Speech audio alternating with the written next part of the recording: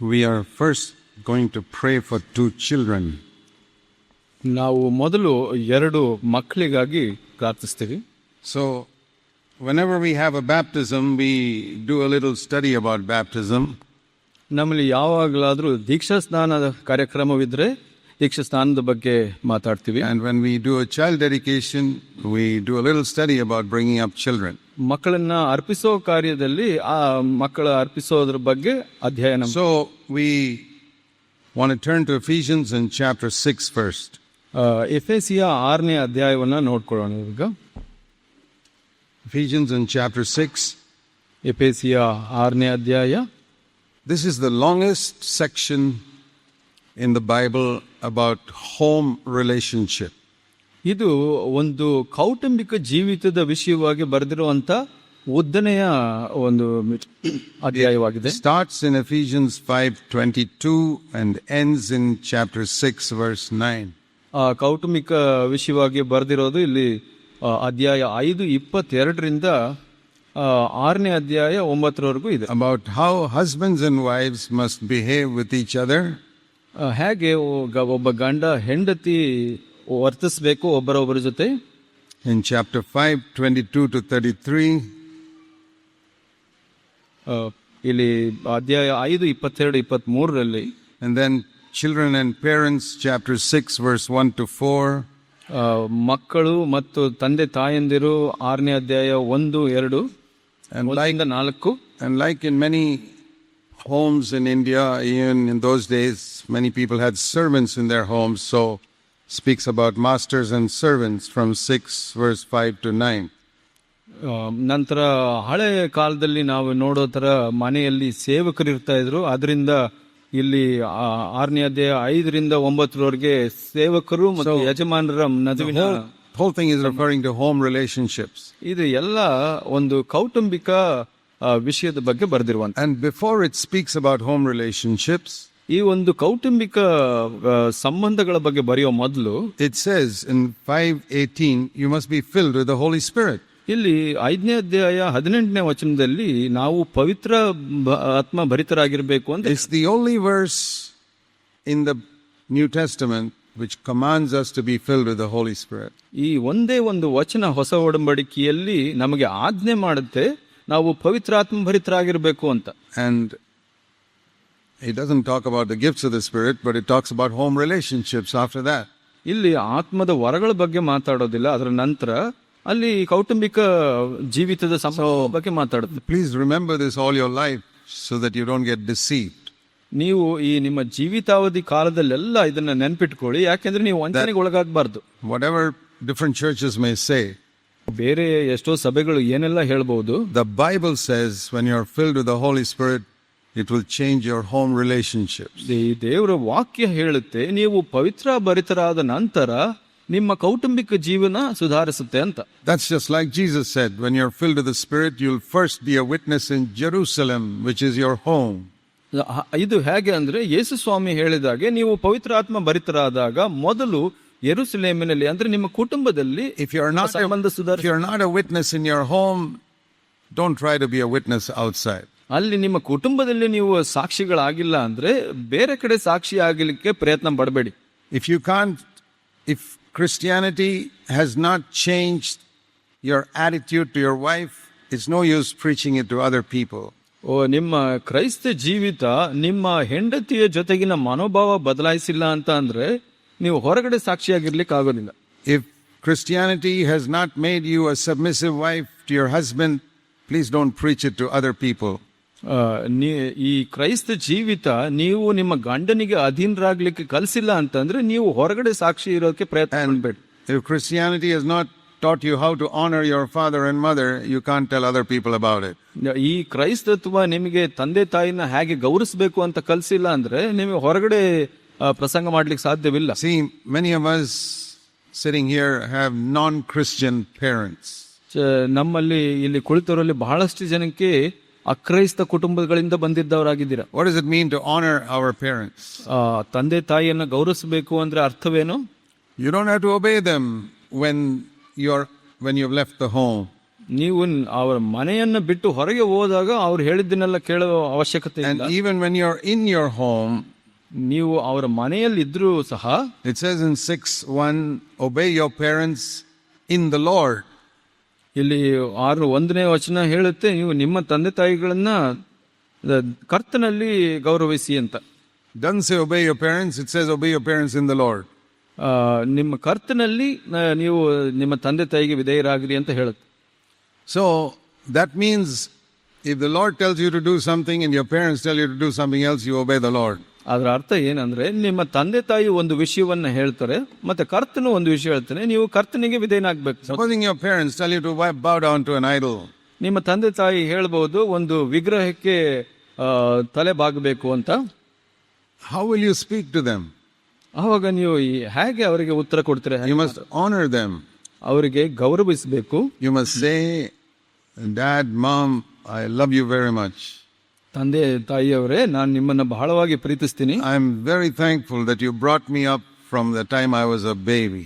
ನಾನು ಚಿಕ್ಕ ಮಗುವಿದ್ದಾಗಲಿಂದ ನೀವು ನನ್ನನ್ನ ಬೆಳೆಸಿದ್ರ, ಅದಕ್ಕಾಗಿ ನಾನು ಕೃತಜ್ಞನಾಗಿ. I will never forget how you have taken care of me, given me food, clothing, education. ನಾನು ಯಾವತ್ತೂ ಮರೆಯೋದಿಲ್ಲ. ನೀವು ನನ್ನನ್ನು ಹೇಗೆ ಪೋಷಿಸಿದಿರಾ, ನನಗೆ ವಿದ್ಯಾಭ್ಯಾಸ ಕೊಟ್ಟಿದ್ದೀರಾ, ನನಗೆ ಆಹಾರ ಕೊಟ್ಟಿದ್ದೀರಾ, ಬಟ್ಟೆ ಕೊಟ್ಟಿದ್ದೀರಾ. But please don't force me to go against my conscience. ಆದರೆ ದಯವಿಟ್ಟು ನನಗೆ ನನ್ನ ಮನಸ್ಸಾಕ್ಷಿಗೆ ವಿರುದ್ಧವಾಗಿ ನಡೀಲಿಕ್ಕೆ ಒತ್ತಾಯ My ಮಾಡಿ. conscience does not permit me to worship idols. ನನ್ನ ಮನಸ್ಸಾಕ್ಷಿ ಈ ವಿಗ್ರಹವನ್ನ ಆರಾಧಿಸೋದಕ್ಕೆ ಒಪ್ಪೋದಿಲ್ಲ. I'm not judging you, Dad and Mom. ತಂದೆ ತಾಯಿಯವರೇ, ನಾನು ನಿಮ್ಮನ್ನ ನ್ಯಾಯ ತೀರ್ಮಾನ ಮಾಡ್ತಾ ಇಲ್ಲ. But please don't force me. ದಯವಿಟ್ಟು ನನಗೆ ಒತ್ತಾಯ ಮಾಡಬೇಡಿ. That is the best way to say that. ಅದು ಹೇಳುವಂಥದ್ದು ಸರಿಯಾದದ್ದು. Instead of saying, oh, you're all blind idol worshippers, you don't know the truth. ಅದ್ರ ಬದಲಿಗೆ ನೀವೆಲ್ಲ ಕುರುಡ್ರು, ನೀವು ವಿಗ್ರಹಾರಾಧಕರು ಅಂತ ಹೇಳೋ ಬದಲಿಗೆ, No, we must never speak rudely to our parents. ತಂದೆ ತಾಯಿಗೆ ಒರಟಾಗಿ ಮಾತಾಡಬಾರ್ದು ನಾವು. When we have to disobey them because we are obeying the Lord. So ನಾವು ಕರ್ತನಿಗೆ ವಿಧೇಯರಾಗ್ತಾ ಇದ್ದೀವಿ, ಅವರಿಗೆ Speak respectfully. ಆವಾಗ ನಾವು ಗೌರವದಿಂದ ಮಾತಾಡ್ಬೇಕು. We must always speak respectfully to everybody. ನಾವು ಯಾವಾಗಲೂ ಎಲ್ಲರಲ್ಲಿಯೂ ಗೌರವವಾಗಿ ಮಾತಾಡಬೇಕು. I speak respectfully to young people who are age of my children. ನನ್ನ ಮಕ್ಕಳ ವಯಸ್ಕ ಯೌವನಸ್ಥರು ಕೂಡ ನಾನು ಬಹಳ ಗೌರವದಿಂದ ಮಾತಾಡ್ತೀನಿ. The only time I rebuke strongly is when somebody is living in sin. ನಾನು ಯಾವಾಗ ಗದರಿಸ್ತೀನಿ ಗಂಭೀರವಾಗಿ ಅಂತಂದ್ರೆ ಅವರು ಪಾಪದಲ್ಲಿ ಜೀವಿಸುವ. And that also only if I am his elder brother. If it's some stranger, another church, I don't even tell him. ಯಾವಾಗ ಅಂದ್ರೆ ನಾನು ಅವನ ಹಿರಿಯನಾಗಿದ್ರೆ ಮಾತ್ರ, ಬೇರೆ ಅಪರಿಚಿತನಾಗಿದ್ರೆ ಹಾಗೆ ಮಾಡೋದಿಲ್ಲ. I don't have responsibilities for all the believers in the world. So ನಾನು ದಾರಿಯಲ್ಲಿರೋ ಎಲ್ಲರಿಗೂ ನಾನು ಜವಾಬ್ದಾರಿ ಹೊಂದಿಲ್ಲ. So I don't rebuke everybody. ನಾನು ಎಲ್ಲರನ್ನೂ ಗದರಿಸೋಕೆ ಹೋಗೋದಿಲ್ಲ. You must also remember that you don't have authority over other people's children. ನಿಮಗೆ ನೀವು ಇನ್ನೊಂದನ್ನು ಅರ್ಥ ಮಾಡ್ಕೊಬೇಕು, ಬೇರೆ ಮಕ್ಕಳ ಮೇಲೆ ನಿಮಗೆ ಅಧಿಕಾರವಿಲ್ಲ. Don't try to correct other people's children. ಬೇರೆಯವರ ಮಕ್ಕಳನ್ನ ತಿದ್ದೋದಕ್ಕೆ ಹೋಗ್ಬೇಡಿ. You correct your own children. ನಿಮ್ಮ ಸ್ವಂತ ಮಕ್ಕಳನ್ನ ಮಾತ್ರ ತಿದ್ದಿ. Unless you're an elder in a church, when you have responsibility for the children in the church also. ನಿಮ್ಮ ಹಿರಿಯನಾಗಿದ್ರೆ ಆ ಒಂದು ಸಭೆಯಲ್ಲಿ ಕೂಡ ಜವಾಬ್ದಾರಿ ಇರುತ್ತೆ. What is the responsibility of fathers? ಇಲ್ಲಿ ತಂದೆಯರ ಜವಾಬ್ದಾರಿ ಏನು? First, only one verse. ಒಂದೇ ವಚನವಿದೆ. First of all, don't provoke your children to anger. Verse 4.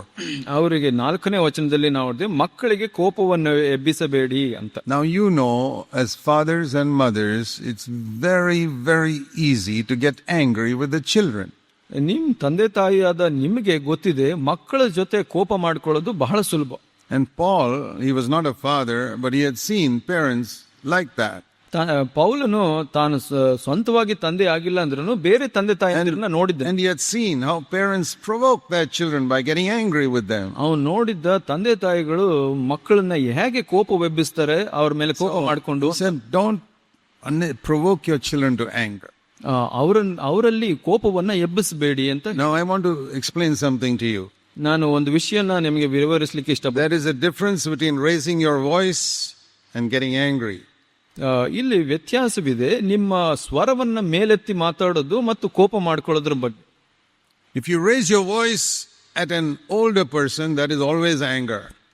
ನೀವು ನಿಮಗಿಂತ ವಯಸ್ಕರ ಮೇಲೆ ನೀವು ಸ್ವರವನ್ನು ಎತ್ತಿದ್ರೆ ಅದು ಯಾವಾಗಲೂ ಕೋಪವಾಗಿರುತ್ತೆ. If I raise my voice when I speak to this brother, ನಾನು ಒಬ್ಬ ಸಹೋದರನ ಹತ್ರ ಮಾತಾಡುವಾಗ ನನ್ನ ಸ್ವರವನ್ನು ಮೇಲೆ ಎತ್ತಿದ್ರೆ definitely I am angry. ಅದು ತೋರಿಸುತ್ತೆ ನಾನು ಕೋಪಗ್ರಸ್ತನ. I have to get victory. ಅದರಲ್ಲಿ ನನಗೆ ಜಯ ಸಿಗ್ಬೇಕು. But when you raise your voice at your child, ನೀವು ನಿಮ್ಮ ಮಕ್ಕಳ ಹತ್ರ ನಿಮ್ಮ ಸ್ವರವನ್ನು ಎತ್ತಿದ್ರೆ it's not anger. ಅದು ಕೋಪವಲ್ಲ. It's not always anger. ಯಾವಾಗ್ಲೂ ಕೋಪ ಅಲ್ಲದೆ ಇರಬೇಕು. Maybe anger, but many times it's not anger. ಒಂದೊಂದ್ಸಲ ಕೋಪ ಆಗಿರ್ಬೋದು, ಯಾವಾಗ್ಲೂ ಕೋಪವಲ್ಲ. And I'll tell you, I'll explain it. ನಾನು ಇದನ್ನ ವಿವರಿಸ್ತೀನಿ. See, supposing somebody is standing 100 meters away from me. ಯಾರಾದ್ರೂ ನನ್ನಿಂದ 100 ಮೀಟರ್ ದೂರದಲ್ಲಿ ನಿಂತಿದ್ದಾರೆ. This brother is 100 meters away. ಒಬ್ಬ ಸಹೋದರ 100 ಮೀಟರ್ ದೂರದಲ್ಲಿ ನಿಂತ್ಕೊಂಡಿದ್ದಾರೆ. I speak softly. ನಾನು ನಿಧಾನವಾಗಿ ಮಾತಾಡ್ತೀನಿ. John, I want to tell you something. John, ನಾನು ನಿನಗೆ ಒಂದು ಹೇಳಲಿಕ್ಕೆ ಇಷ್ಟಪಡ್ತೀನಿ. He can't even hear me. ಅವನು ಅಲ್ಲಿರೋದ್ರಿಂದ ಕೇಳಿಸ್ಕೊಳ್ಳಿಕ್ಕೆ ಸಾಧ್ಯವಿಲ್ಲ. I have to shout. ನಾನು ಜೋರಾಗಿ ಹೇಳ್ಬೇಕು. ಜಾನ್ ಅಂತ ಜೋರಾಗಿ ಹೇಳ್ಬೇಕು. Am I angry? ನಾನು ಕೋಪವಾಗಿದ್ದೀನ? He's so far away. That's why I'm calling him. ಅವನು ದೂರ ಇರೋದ್ರಿಂದ ನಾನು ಜೋರಾಗಿ ಹೇಳ್ತಾ ಇದ್ದೀನಿ. He doesn't even think it's anger. It's because he's so far away. He can't. ದೂರ ಇರೋದ್ರಿಂದ ಅವನಿಗೆ ಕೋಪ ಅನ್ಸೋದಿಲ್ಲ. Now, supposing this child is sitting here, so a 4-year-old child. 4 ವರ್ಷದ ಒಂದು ಮಗು ಇಲ್ಲಿ ಕುಳಿತುಕೊಂಡಿದೆ. I say, drink up your milk. ನೀನು ಹಾಲು ಕುಡಿ. Nothing. ಕೇಳೋದಿಲ್ಲ. Drink up your milk. ಹಾಲು ಕುಡಿ ಅಂತ ಹೇಳ್ತೀನಿ. Drink up your milk. ಹಾಲು ಕುಡಿ ಅಂತ ಹೇಳ್ತೀನಿ. Drink up your milk. ಹಾಲು ಕುಡಿ. Oh, he drinks it. ಆವಾಗ ಕುಡಿತಾನೆ. You've all got that experience. I've also got that experience. So ನಿಮಗೆಲ್ಲರಿಗೂ ಈ ಅನುಭವ ಆಗಿದೆ, ನನಗೂ ಈ ಅನುಭವ ಆಗಿದೆ. I'll tell you why. ನಾನು ಹೇಳ್ತೀನಿ ಯಾಕೆ ಅಂತ. Even though he's sitting here, ಆ ಮಗು ಅಲ್ಲೇ ಕುಳಿತುಕೊಂಡಿದ್ರು. in his mind he is 1 mile away. ಅವನು ಇಲ್ಲೇ ಕುಳಿತುಕೊಂಡಿದ್ರು, ಅವನ ಮನಸ್ಸು ಮಾತ್ರ 1 mile ದೂರದಲ್ಲಿರುತ್ತೆ. He can't hear me. ನಾನು ಹೇಳಿದ್ರೆ ಕೇಳಿಸೋದಿಲ್ಲ. So when I speak softly, he cannot hear me. ನಿಧಾನವಾಗಿ ಮಾತಾಡಿದಾಗ ಕೇಳಿಸೋದಿಲ್ಲ. When I speak loudly, he hears me. ಜೋರಾಗಿ ಮಾತಾಡಿದಾಗ ಅವನಿಗೆ ಕೇಳಿಸುತ್ತೆ. That's not anger. ಅದು ಕೋಪ. Because I don't hate him. I don't hate him. ನಾನು ಅವನನ್ನ ದ್ವೇಷ ಮಾಡ್ತಾ ಇಲ್ಲ. I love him so much. I'm spending all my time and money for him. ಎಲ್ಲ ಹಣ ಸಮಯವನ್ನ ಆತನಿಗಾಗಿ ಇರ್ತಿದ್ದೀನಿ ನಾನು. Don't condemn yourself if you have to raise your voice at your children. ನಿಮ್ಮ ಮಕ್ಕಳ ಹತ್ರ ನೀವು ಸ್ವರ ಎತ್ತಿ ಮಾತಾಡಿದಾಗ ನಿಮ್ಮನ್ನು ನೀವು ಖಂಡಿಸ್ಕೊಳ್ಬೇಡಿ. That is because in their mind very often they are very far away. ಯಾಕೆ ಅಂದ್ರೆ ಅವ್ರ ಮನಸ್ಸಿನಲ್ಲಿ ಯಾವಾಗ್ಲೂ ಒಂದೊಂದ್ಸಲ ದೂರದಲ್ಲಿರ್ತಾರೆ. If somebody their own age, one of their playing friends are there, they will hear very quickly. So ಅವ್ರ ವಯಸ್ಕರಾಗಿದ್ರೆ ಅವ್ರು ಹೇಳಿದ ಮಾತುಗಳನ್ನ ಬೇಗ ಕೇಳಿಸ್ಕೊಂತಾರೆ. Only parents are very far away. ತಂದೆ ತಾಯಿ ಮಾತಾಡಿದಾಗ ಅವರು ದೂರದಲ್ಲಿ ಮಾತಾಡಿದಾಗ ಇರ್ತಾರೆ. So don't condemn yourself. ನಿಮ್ಮನ್ನ ನೀವು ಖಂಡಿಸ್ಕೊಳ್ಬೇಡಿ. But we must remember another thing. ಇನ್ನೊಂದು ವಿಷಯನ ನೆನ್ಪಿಟ್ಕೊಳ್ಬೇಕು. If we value material things in our house a lot, ನಿಮ್ಮ ಮನೆಯಲ್ಲಿ ನೀವು ಇರುವಂತ ಭೌತಿಕ ವಸ್ತುಗಳನ್ನ ಬಹಳ ಬೆಲೆ ಕೊಟ್ರೆ, and your children accidentally break one of those things, ಆ ಒಂದು ವಸ್ತುನ ನಿಮ್ಮ ಮಕ್ಕಳು ಮುರಿದು ಹಾಕಿದ್ರೆ, no use getting angry. That child did not do it deliberately. ಅದ್ರ ಮೇಲೆ ಕೋಪ ಮಾಡ್ಕೊಳ್ಳೋದು ಪ್ರಯೋಜನವಿಲ್ಲ. ಯಾಕೆಂದ್ರೆ ಆ ಮಗು ಗೊತ್ತಿಲ್ಲ. If he does it deliberately, saying throws it down and breaks, ಆ ಮಗು ಮನಸ್ಸಿಟ್ಟು ಮಾಡಿದ್ರೆ ಅದು, then you must ಸಾಕಿ ಹೊಡೆದ್ರೆ you must punish him. ಅವಾಗ ಅದನ್ನ ಗದರಿಸಿ ಸರಿ ಮಾಡ್ಬೇಕು. If he breaks it accidentally, ಅದು ಒಂದು ಅಕಸ್ಮಾತಾಗಿ ನಡೆದ ಘಟನೆ ಆದ್ರೆ don't punish him. That shows only your love for material things. That's what it shows. ಆತನನ್ನ ಶಿಕ್ಷಿಸಬೇಡಿ. ಯಾಕೆಂದ್ರೆ ಅದು ಏನ್ ತೋರಿಸುತ್ತೆ ಅಂದ್ರೆ ನೀವು ಆ ವಸ್ತುನ ಪ್ರೀತಿಸ್ತೀರಾ ಅಂತ ತೋರಿಸುತ್ತೆ ಅಷ್ಟೇ. We must love our children more than we love all the precious material things we have in our house. ನಮ್ಮ ಮನೆಯಲ್ಲಿರೋ ಎಲ್ಲಾ ಬೆಲೆಯುಳ್ಳ ವಸ್ತುಗಳಿಗಿಂತ ಹೆಚ್ಚಾಗಿ ನಮ್ಮ ಮಕ್ಕಳನ್ನ ಪ್ರೀತಿಸಬೇಕು. And if you keep so many delicate breakable glass items so low that children can drop it, ಅಲ್ಲಿ ಮುರಿದು ಹೋಗುವಂತ ವಸ್ತುಗಳನ್ನೆಲ್ಲ ಮಕ್ಕಳ ಕೈಗೆ ಸಿಗೋ ತರ ಇಟ್ರೆ ಅಲ್ಲಿ, then it is your fault, not the children's fault. ಅದು ನಿಮ್ಮ ತಪ್ಪಾಗಿದೆ, ಮಕ್ಕಳ ತಪ್ಪಲ್ಲ. You must keep those things a little height so that they don't drop it and break it. ಅದನ್ನ ನೀವು ಎತ್ತರದಲ್ಲಿ ಇಡಬೇಕು, ಮಕ್ಕಳಿಗೆ ಸಿಗದೇ ಇರೋ. Some practical advice about bringing up children. ಮಕ್ಕಳನ್ನ ಬೆಳೆಸೋದ್ರ ಬಗ್ಗೆ ಇದು ಒಂದು ಪ್ರಾಯೋಗಿಕ ವಿಷಯಗಳು ಮಾತಾಡ್ತಾ ಇದೆ. And don't unnecessarily punish your children for things which are not disobedience. So ಇದು ಅವಿಧೇಯತೆ ಅಲ್ಲದ ಎಷ್ಟೋ ವಿಷಯಗಳಿಗೆ ನೀವು ಅವ್ರನ್ನ ಶಿಕ್ಷಿಸಕ್ ಹೋಗ್ಬೇಡಿ. See, children like to run around and play in the house. They may topple the chairs and things like that. ಮಕ್ಕಳಿಗೆ ಓಡಾಡಿ ಆಟ ಆಡ್ಲಿಕ್ಕೆ ಇಷ್ಟಪಡ್ತಾರೆ. ಅವರು chair ಕುರ್ಚಿಗಳನ್ನ ಬೀಳಿಸಬಹುದು. I never bothered about it because home is the only place they can run around and play. ನಾನು ಅದ್ರ ಬಗ್ಗೆ ಯೋಚನೆ ಮಾಡ್ತಾ ಇರ್ಲಿಲ್ಲ ನಮ್ಮ ಮಕ್ಕಳು ಚಿಕ್ಕವರು ಇರುವಾಗ. ಯಾಕೆಂದ್ರೆ ಅದೇ ಒಂದು ಸ್ಥಳ ಇರುವುದು ಅವ್ರಿಗೆ ಆಟ ಆಡ್ಲಿಕ್ಕೆ. And even if they start arguing with each other, that's okay. ಅವರು ಒಬ್ಬರ ಜೊತೆ ಒಬ್ಬರು ವಾಗ್ವಾದ ಮಾಡ್ತಾ ಇದ್ರೆ ಪರವಾಗಿಲ್ಲ. Only if they start hitting each other, then I stop them. ಅವರು ಕೈ ಎತ್ತಿ ಹೊಡಿತಾ ಇದ್ರೆ ಒಬ್ಬರನ್ನೊಬ್ಬರಿಗೆ, ಅವಾಗ ನಾನು ನಿಲ್ಲಿಸ್ತಾ ಇದ್ದೆ. Otherwise, you don't think your children have suddenly become spiritual. It takes many years to become spiritual. ನಿಮ್ಮ ಮಕ್ಕಳು ಆತ್ಮಿಕರಾಗಬೇಕು ಅಂತ ಬಯಸಬೇಡಿ, ಆಗ್ಲಿಕ್ಕೆ ಬಹಳ ವರ್ಷಗಳು. Don't provoke them to anger, it says. ವಾಕ್ಯ ಹೇಳುತ್ತೆ, ನೀವು ಅವರಲ್ಲಿ ಕೋಪವನ್ನ ಎಬ್ಬಿಸಬೇಡಿ ಅಂತ. For that we must be filled with the Holy Spirit. ಅದು ಆಗಿರ್ಬೇಕು ಅಂದ್ರೆ ನಾವು ಪವಿತ್ರಾತ್ಮ ಭರಿತರಾಗಿರ್ಬೇಕು. Then the other thing it says in verse 4 is bring them up in the discipline and instruction of the Lord. ಇನ್ನೊಂದು ವಿಷಯ ಇಲ್ಲಿ ಹೇಳುತ್ತೆ, ಬಾಲಶಿಕ್ಷೆ ಮತ್ತು ಬಾಲೋಪದೇಶಗಳನ್ನು ಮಾಡಿ ಅವ್ರನ್ನ ಬೆಳೆಸಿ ಅಂತ. There are two things. ಎರಡು ವಿಷಯಗಳು, discipline and instruction. ಅಲ್ಲಿ ಬಾಲ ಶಿಕ್ಷೆ ಮತ್ತು ಬಾಲ ಬೋಧೆ. Discipline alone is not enough. Instruction alone is not enough. ಶಿಕ್ಷೆ ಮಾತ್ರ ಅಲ್ಲ, ಉಪದೇಶ ಮಾತ್ರ ಅಲ್ಲ. These are like two legs we have to stand on. ಇದು ಎರಡು ಕಾಲಿನ ತರ ನಿಂತ್ಕೊಳ್ಬೇಕು ನಾವು. That is how God also deals with us. ಅದೇ ತರ ದೇವರು ಕೂಡ ನಮ್ಮ ಜೊತೆ ವ್ಯವಹಾರ ಮಾಡ್ತಾರೆ. He teaches us. ಅವರು ಏನು ಹೇಳ್ತಾರೆ, and when we go wrong, he disciplines us. ಅವರು ಉಪದೇಶ ಮಾಡ್ತಾರೆ ಮತ್ತು ನಾವು ದೂರ ಹೋದಾಗ ಎಚ್ಚರಿಸ್ತಾರೆ. Sometimes he allows us to get a fever or a sickness, which is a discipline. ನಮಗೆ ಕೆಲವು ಸಲ ಅನಾರೋಗ್ಯ ಬರ್ಲಿಕ್ಕೆ ಅನುಮತಿಸ್ತಾರೆ, ಅದು ಕೂಡ ಒಂದು ಶಿಕ್ಷೆ. Or we get into some financial difficulty in our home, which is a discipline. ನಮ್ಮ ಮನೆಯಲ್ಲಿ ಹಣದಲ್ಲಿ ಆರ್ಥಿಕ ಸಮಸ್ಯೆನ ಅನುಮತಿಸ್ತಾರೆ, ಅದು ಕೂಡ ಒಂದು ಶಿಕ್ಷೆ ಆಗಿರುತ್ತೆ. For example, ಉದಾಹರಣೆ, supposing you're very careless in your expenditure, you have only limited amount of money and you keep wasting it. ನಿಮ್ಮಲ್ಲಿ ಬಹಳಷ್ಟು ಕಡಿಮೆ ಹಣ ಇರುತ್ತೆ, ಅದನ್ನ ನೀವು ವ್ಯಯ ಮಾಡಿ ವ್ಯರ್ಥ ಮಾಡ್ತಾ ಇರ್ತೀರ. I'll tell you, God will allow you to get into real financial difficulty. ದೇವರು ನೀವು ನಿಜವಾಗಿ ಆರ್ಥಿಕ ಸಮಸ್ಯೆಯಲ್ಲಿ ಸಿಕ್ಕಾಕೊಳ್ಳೋ ಹಾಗೆ ಮಾಡ್ಬಿಡ್ತಾರೆ. Not because he hates you, but because he loves you. ಅವರು ನಿಮ್ಮನ್ನು ದ್ವೇಷ ಮಾಡೋದಿಲ್ಲ, ಪ್ರೀತಿಯಿಂದ ಅನುಮತಿಸ್ತಾರೆ. And you get into financial difficulty and you'll think, now I have to borrow from somebody. ನೀವು ಆರ್ಥಿಕ ಸಮಸ್ಯೆಗೆ ಸಿಕ್ಕಾಕೊಂತೀರಾ, ಅವಾಗ ಬೇರೆಯವರಲ್ಲಿ ಹಣ ತಗೊಳ್ಬೇಕು ಅಂತ ಯೋಚಿಸ್ತೀರಾ. What is God trying to say to you? What is God trying to say to you? ದೇವರು ಇಲ್ಲಿ ನಿಮಗೆ ಏನು ಹೇಳಲಿಕ್ಕೆ ಬಯಸ್ತಾ ಇದ್ದಾರೆ? He's saying you should be more careful in the way you spend your money. ನೀವು ಹಣವನ್ನ ವ್ಯಯ ಮಾಡೋದ್ರ ಬಗ್ಗೆ ಜಾಗರೂಕರಾಗಿರಬೇಕು ಅಂತ ಹೇಳ್ತಾ ಇದ್ದಾರೆ. Your salary is like a circle God has drawn around you. ನಿಮ್ಮ ಸಂಬಳ ಅನ್ನುವಂಥದ್ದು ದೇವರು ಇಟ್ಟಿರೋ ಒಂದು ಎಲ್ಲೆಯಾಗಿದೆ. Like a wall God has built around you. ಒಂದು ಗೋಡೆ ಇದ್ದ ಹಾಗೆ. And the Bible says in Ecclesiastes chapter 10, ಪ್ರಸಂಗಿ ಅಧ್ಯಾಯ 10 ಹೀಗೆ ಹೇಳುತ್ತೆ. Ecclesiastes chapter 10 and verse 8. ಪ್ರಸಂಗಿ 10:8 ಹೀಗೆ ಹೇಳುತ್ತೆ. You must all know where the books of the Bible are. So ಇಲ್ಲಿ ಪುಸ್ತಕ, ಬೈಬಲಿನ ಪುಸ್ತಕಗಳು ಎಲ್ಲಿದೆ ಅಂತ ನೀವು ಕಂಡುಕೊಂಡಿರ್ಬೇಕು. Ecclesiastes, have you found it? ಪ್ರಸಂಗಿ ನಿಮಗೆ ಸಿಕ್ತಾ?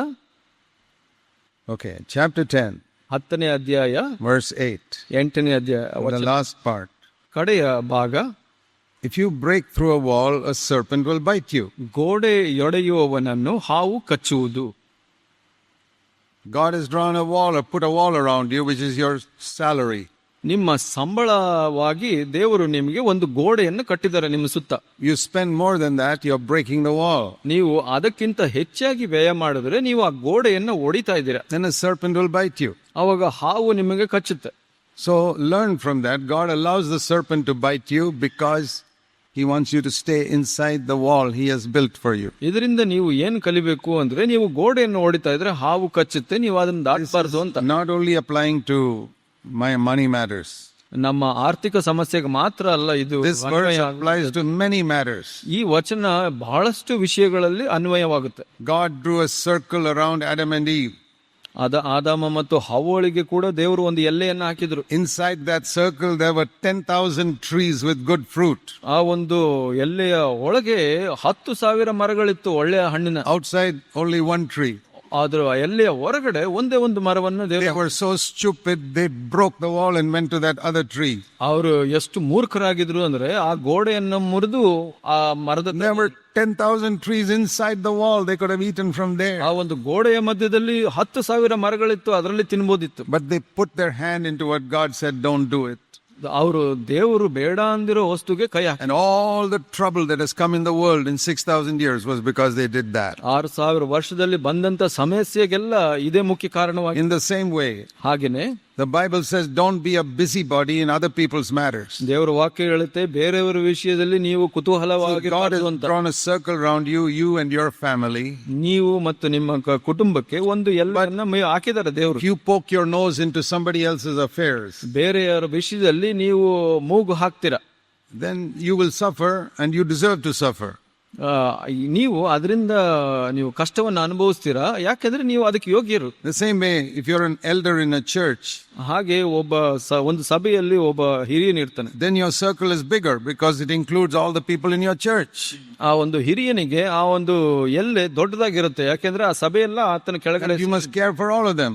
ಯಾಕೆಂದ್ರೆ ಎಲ್ಲರ ಜವಾಬ್ದಾರಿ ಅದರ ಮೇಲೆ ಇರುತ್ತೆ. But if you poke your nose into affairs of other churches, ನೀವು ಬೇರೆ ಸಭೆಯ ವಿಷಯದಲ್ಲಿ ನೀವು ಕೈ ಹಾಕಿದ್ರೆ you will suffer and you deserve to suffer. ನೀವು ಅದಕ್ಕೆ ಕಷ್ಟವನ್ನು ಅನುಭವಿಸ್ತೀರಾ, ನೀವು ಅದಕ್ಕೆ ಯೋಗ್ಯ. It's a very simple rule. Don't break through the wall which God has drawn or built around you. ಇದು ಬಹಳ ಸರಳವಾದ ನಿಯಮ. ನಿಮಗೆ ದೇವರು ಕೊಟ್ಟಿರುವಂತ ಎಲ್ಲೆಯ ಗೋಡೆಯನ್ನ ಮುರಿದು ಹೋಗಬೇಡಿ. I remember in my younger days I was so foolish, I broke through so many walls God had drawn around. ನಾನು ಯೌವನಸ್ಥ ದಿವಸದಲ್ಲಿ ನಾನು ಮೂರ್ಖನಾಗಿದ್ರೆ ನಾನು ಹೀಗೆ ಗೋಡೆಯನ್ನ ಮುರಿದು ಹೊರಗಡೆ ಹೋಗ್ತಾ ಇದ್ದೆ. I learned a lesson. ನನಗೆ ಇವಾಗ ಪಾಠ ಕಲಿತಿದ್ದೀನಿ. I never do it now. ನಾನು ಇವಾಗ ಮಾಡಕ್ ಹೋಗೋದಿಲ್ಲ. I know my boundary. ನನಗೆ ನನ್ನ ಎಲ್ಲೆ ಗೊತ್ತಿದೆ. When it comes to money, ಹಣದ ವಿಷಯ ಬಂದಾಗ, even when I was young, I did not break through the wall. ನಾನು ಯೌವನಸ್ಥನಾಗಿದ್ದಾಗಲೂ ಆ ವಿಷಯದಲ್ಲಿ ಗೋಡೆ ಮುರಿಲಿಕ್ಕೆ ಹೋಗಿಲ್ಲ. Initially my wall was very small around me and my wife. ಪ್ರಾರಂಭದಲ್ಲಿ ನನ್ನ ಹೆಂಡತಿ ಮಧ್ಯ ಬಹಳ ಚಿಕ್ಕ ಒಂದು ಎಲ್ಲೆ ಇತ್ತು. We lived there. ಅದರ ಒಳಗನೆ God made the wall a little bigger. ಆ ಗೋಡೆಯನ್ನು ಸ್ವಲ್ಪ ದೊಡ್ಡದು ಮಾಡಿ, then we could live little more comfortably. ಬಹಳ ಸ್ವಲ್ಪ ಅನುಕೂಲವಾಗಿ ಜೀವಿಸಬಹುದು. Then he made it little more bigger. ಅದಕ್ಕಿಂತ ಹೆಚ್ಚಾಗಿ ದೇವರು ಮಾಡಿದ್ವಿ. We could afford some more things in the house. ಇನ್ನು ಕೆಲವು ವಸ್ತುಗಳನ್ನ ನಾವು ಕೊಂಡುಕೊಳ್ಳಲು ಸಾಧ್ಯವಾಯಿತು. Stayed inside the wall. ಆದ್ರೆ ನಾವು ಯಾವಾಗ್ಲೂ ಆ ಗೋಡೆಯ ಒಳಗಡೆನೆ ಇದ್ದ. And we taught our children to live inside the wall. ನಮ್ಮ ಮಕ್ಕಳಿಗೂ ಹಾಗೆ ಗೋಡೆಯ ಒಳಗಡೆ ಇರ್ಲಿಕ್ಕೆ ಕಲ್ತ್ಕೊಟ್ಟು. I remember once one of my sons wanted me to buy an expensive pair of sports shoes for him. ನಮ್ಮ ಒಬ್ಬ ಮಗನ ಬಗ್ಗೆ ನನಗೆ ನೆನಪಿದೆ. ಅವನು ಬಹಳ ಬೆಳೆಯುಳ್ಳ ಒಂದು ಶೂ ಅನ್ನ I said ತಗೊಳ್ಳಿಕ್ಕೆ ಮನಸ್ಸು ಮಾಡಿ, I don't have the money for that. ನಾನು ಹೇಳಿದೆ, ಕ್ಷಮಿಸು, ನನ್ನ ಹತ್ರ ಹಣವಿಲ್ಲ ಅಂತ. He was in school. ಸ್ಕೂಲಲ್ಲಿ ಕೂಡ He started crying. ಆತ ಹಳ್ಳಿಕ್ಕೆ ಪ್ರಾರಂಭಿಸಿದ. I said, you can cry as much as you like, still I won't get the money. ನೀನು ಎಷ್ಟೇ ಅಳಬಹುದು, ಆದ್ರೆ ನನಗೆ ಹಣ ಇಲ್ಲ. I can't get it for you. ನಾನು ಅದನ್ನ ಕೊಂಡುಕೊಳ್ಳಕ್ಕೆ ಸಾಧ್ಯವಿಲ್ಲ. Too expensive. ಅದು ಬಹಳ ಬೆಲೆಯುಳ್ಳದ್ದು. I can buy one cheap shoe made in China that looks like that if you want, but he said no, that's not really good. Made in ಚೈನಾದು ಅದೇ ತರ ಕಾಣಿಸುತ್ತೆ, ಅದು ಕಡಿಮೆ ಬೆಲೆದು, ಅದು ತಗೊಡ್ತೀನಿ, ಪರವಾಗಿಲ್ಲ ಅಂದ್ರೆ ಅದು ಬೇಡ ಅಂತ ಹೇಳ್ದ. He kept crying, I couldn't get it. ಅವನು ಅಳ್ತಾ ಇದ್ದ, ಆದ್ರೆ ನಾನು ಕೊಂಡುಕೊಳ್ಳಿಕ್ಕೆ ಸಾಧ್ಯವಾಗಿಲ್ಲ.